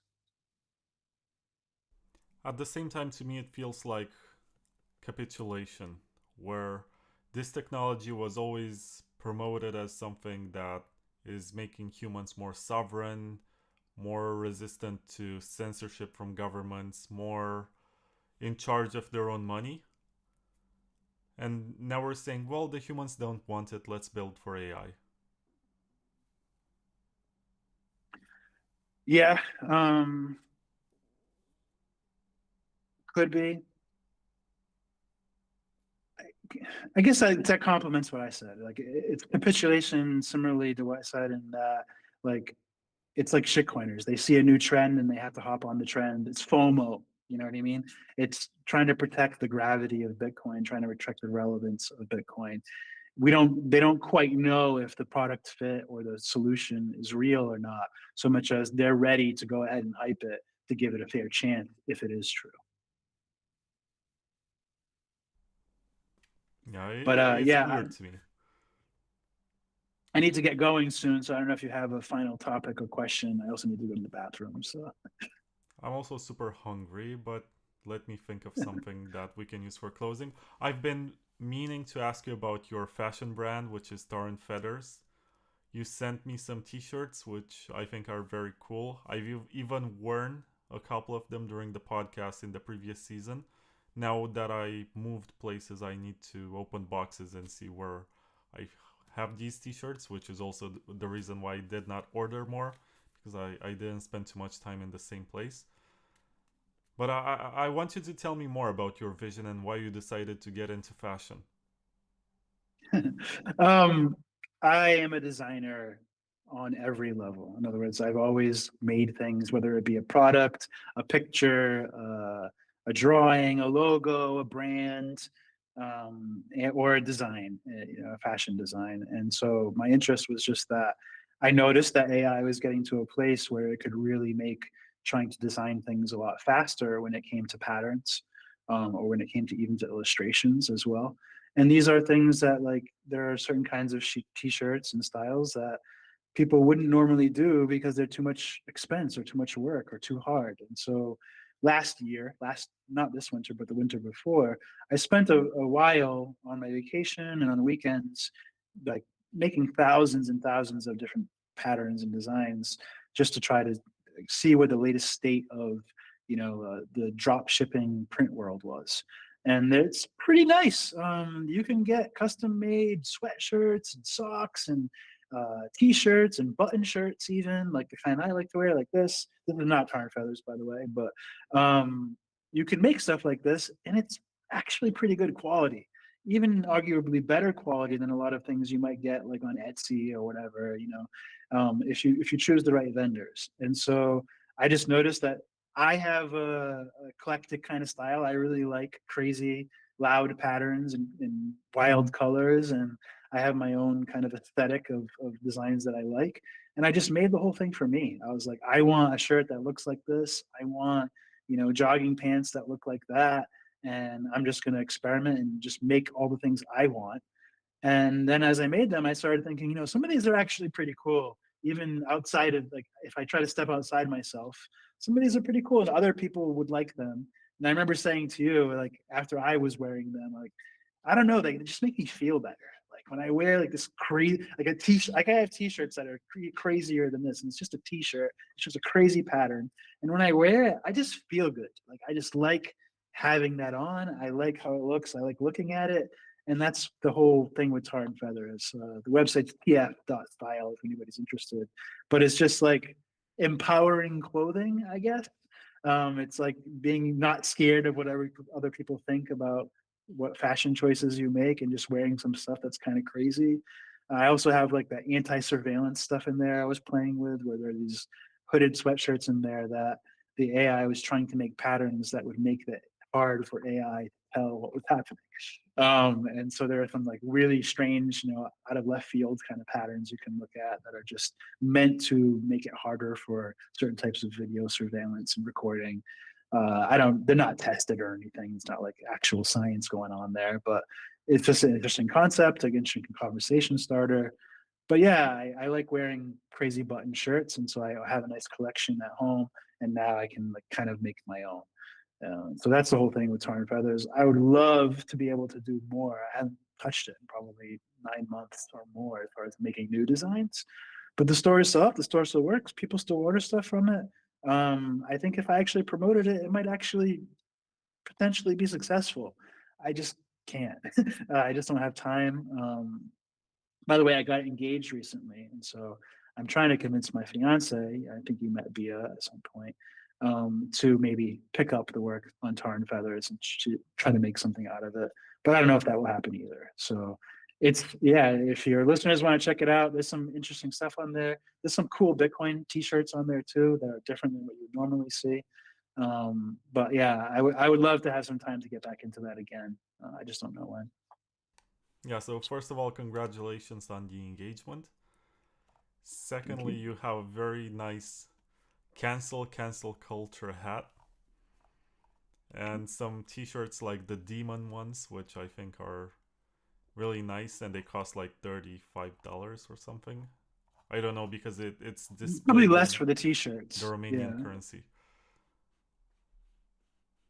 But A lot of the really shirts cool. are very low profit margin because the cost to do them, print them out at a time is expensive.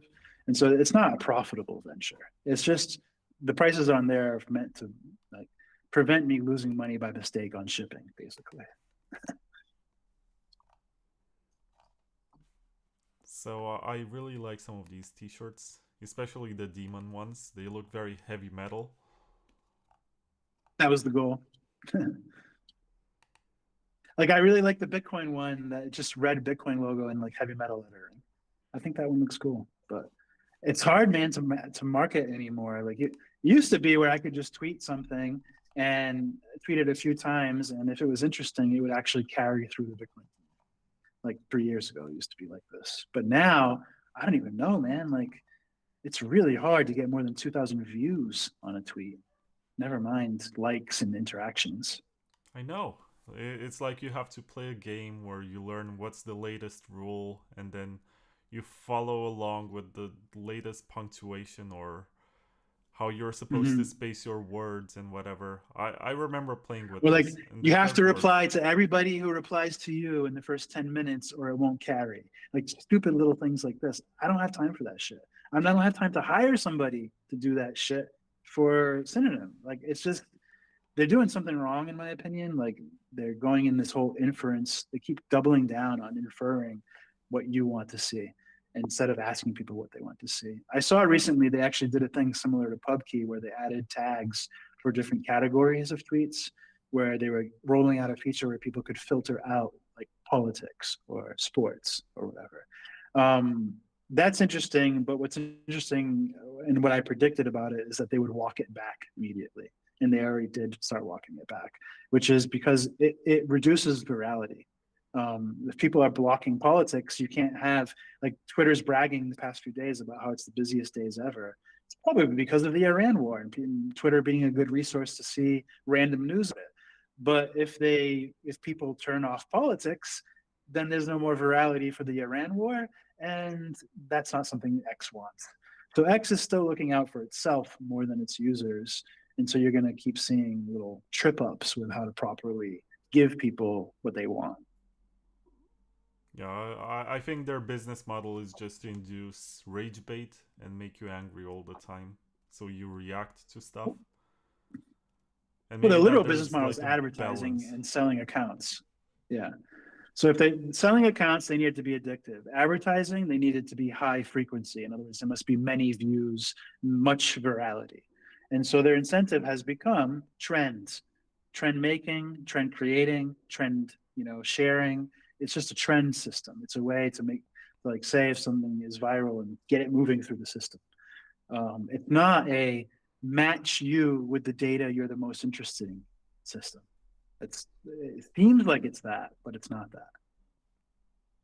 Unfortunately, no.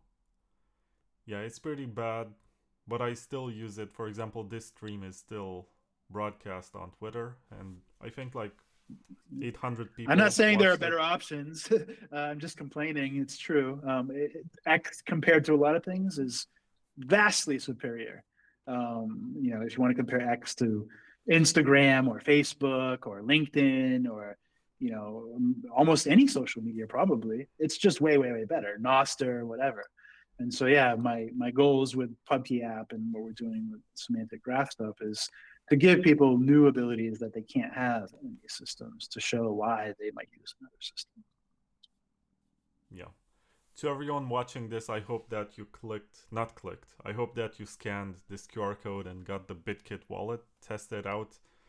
I think the rewards ran out after the 10th person, but I wanted to keep this just in case more people want to download the wallet. Check it out, see if you like it. Thank you very much, John, for your time. I think it's unfortunate that the first hour was a bit awkward, and then we really kicked off. The thing For is that one of the things I like about you is the awkwardness. You have these little awkward moments. I watch your videos sometimes, and there's an awkward moment, and I smile so big. I don't know what it is, but it's just like I like the awkwardness. I know that between you and I, yeah, we had awkward advertising business, but it's not as important as anybody wants it to be. It's just I will say what's on my mind, and that's it. And that's why I said it. no, So that's why I I also don't I I get like your awkwardness. angry or upset about it. It's your Yeah, I'm not opinion. angry or upset. No. It's all okay. But yeah, again, thank you so much for having me. The audience, like you said, please try Bitkit. You can search it in the app stores.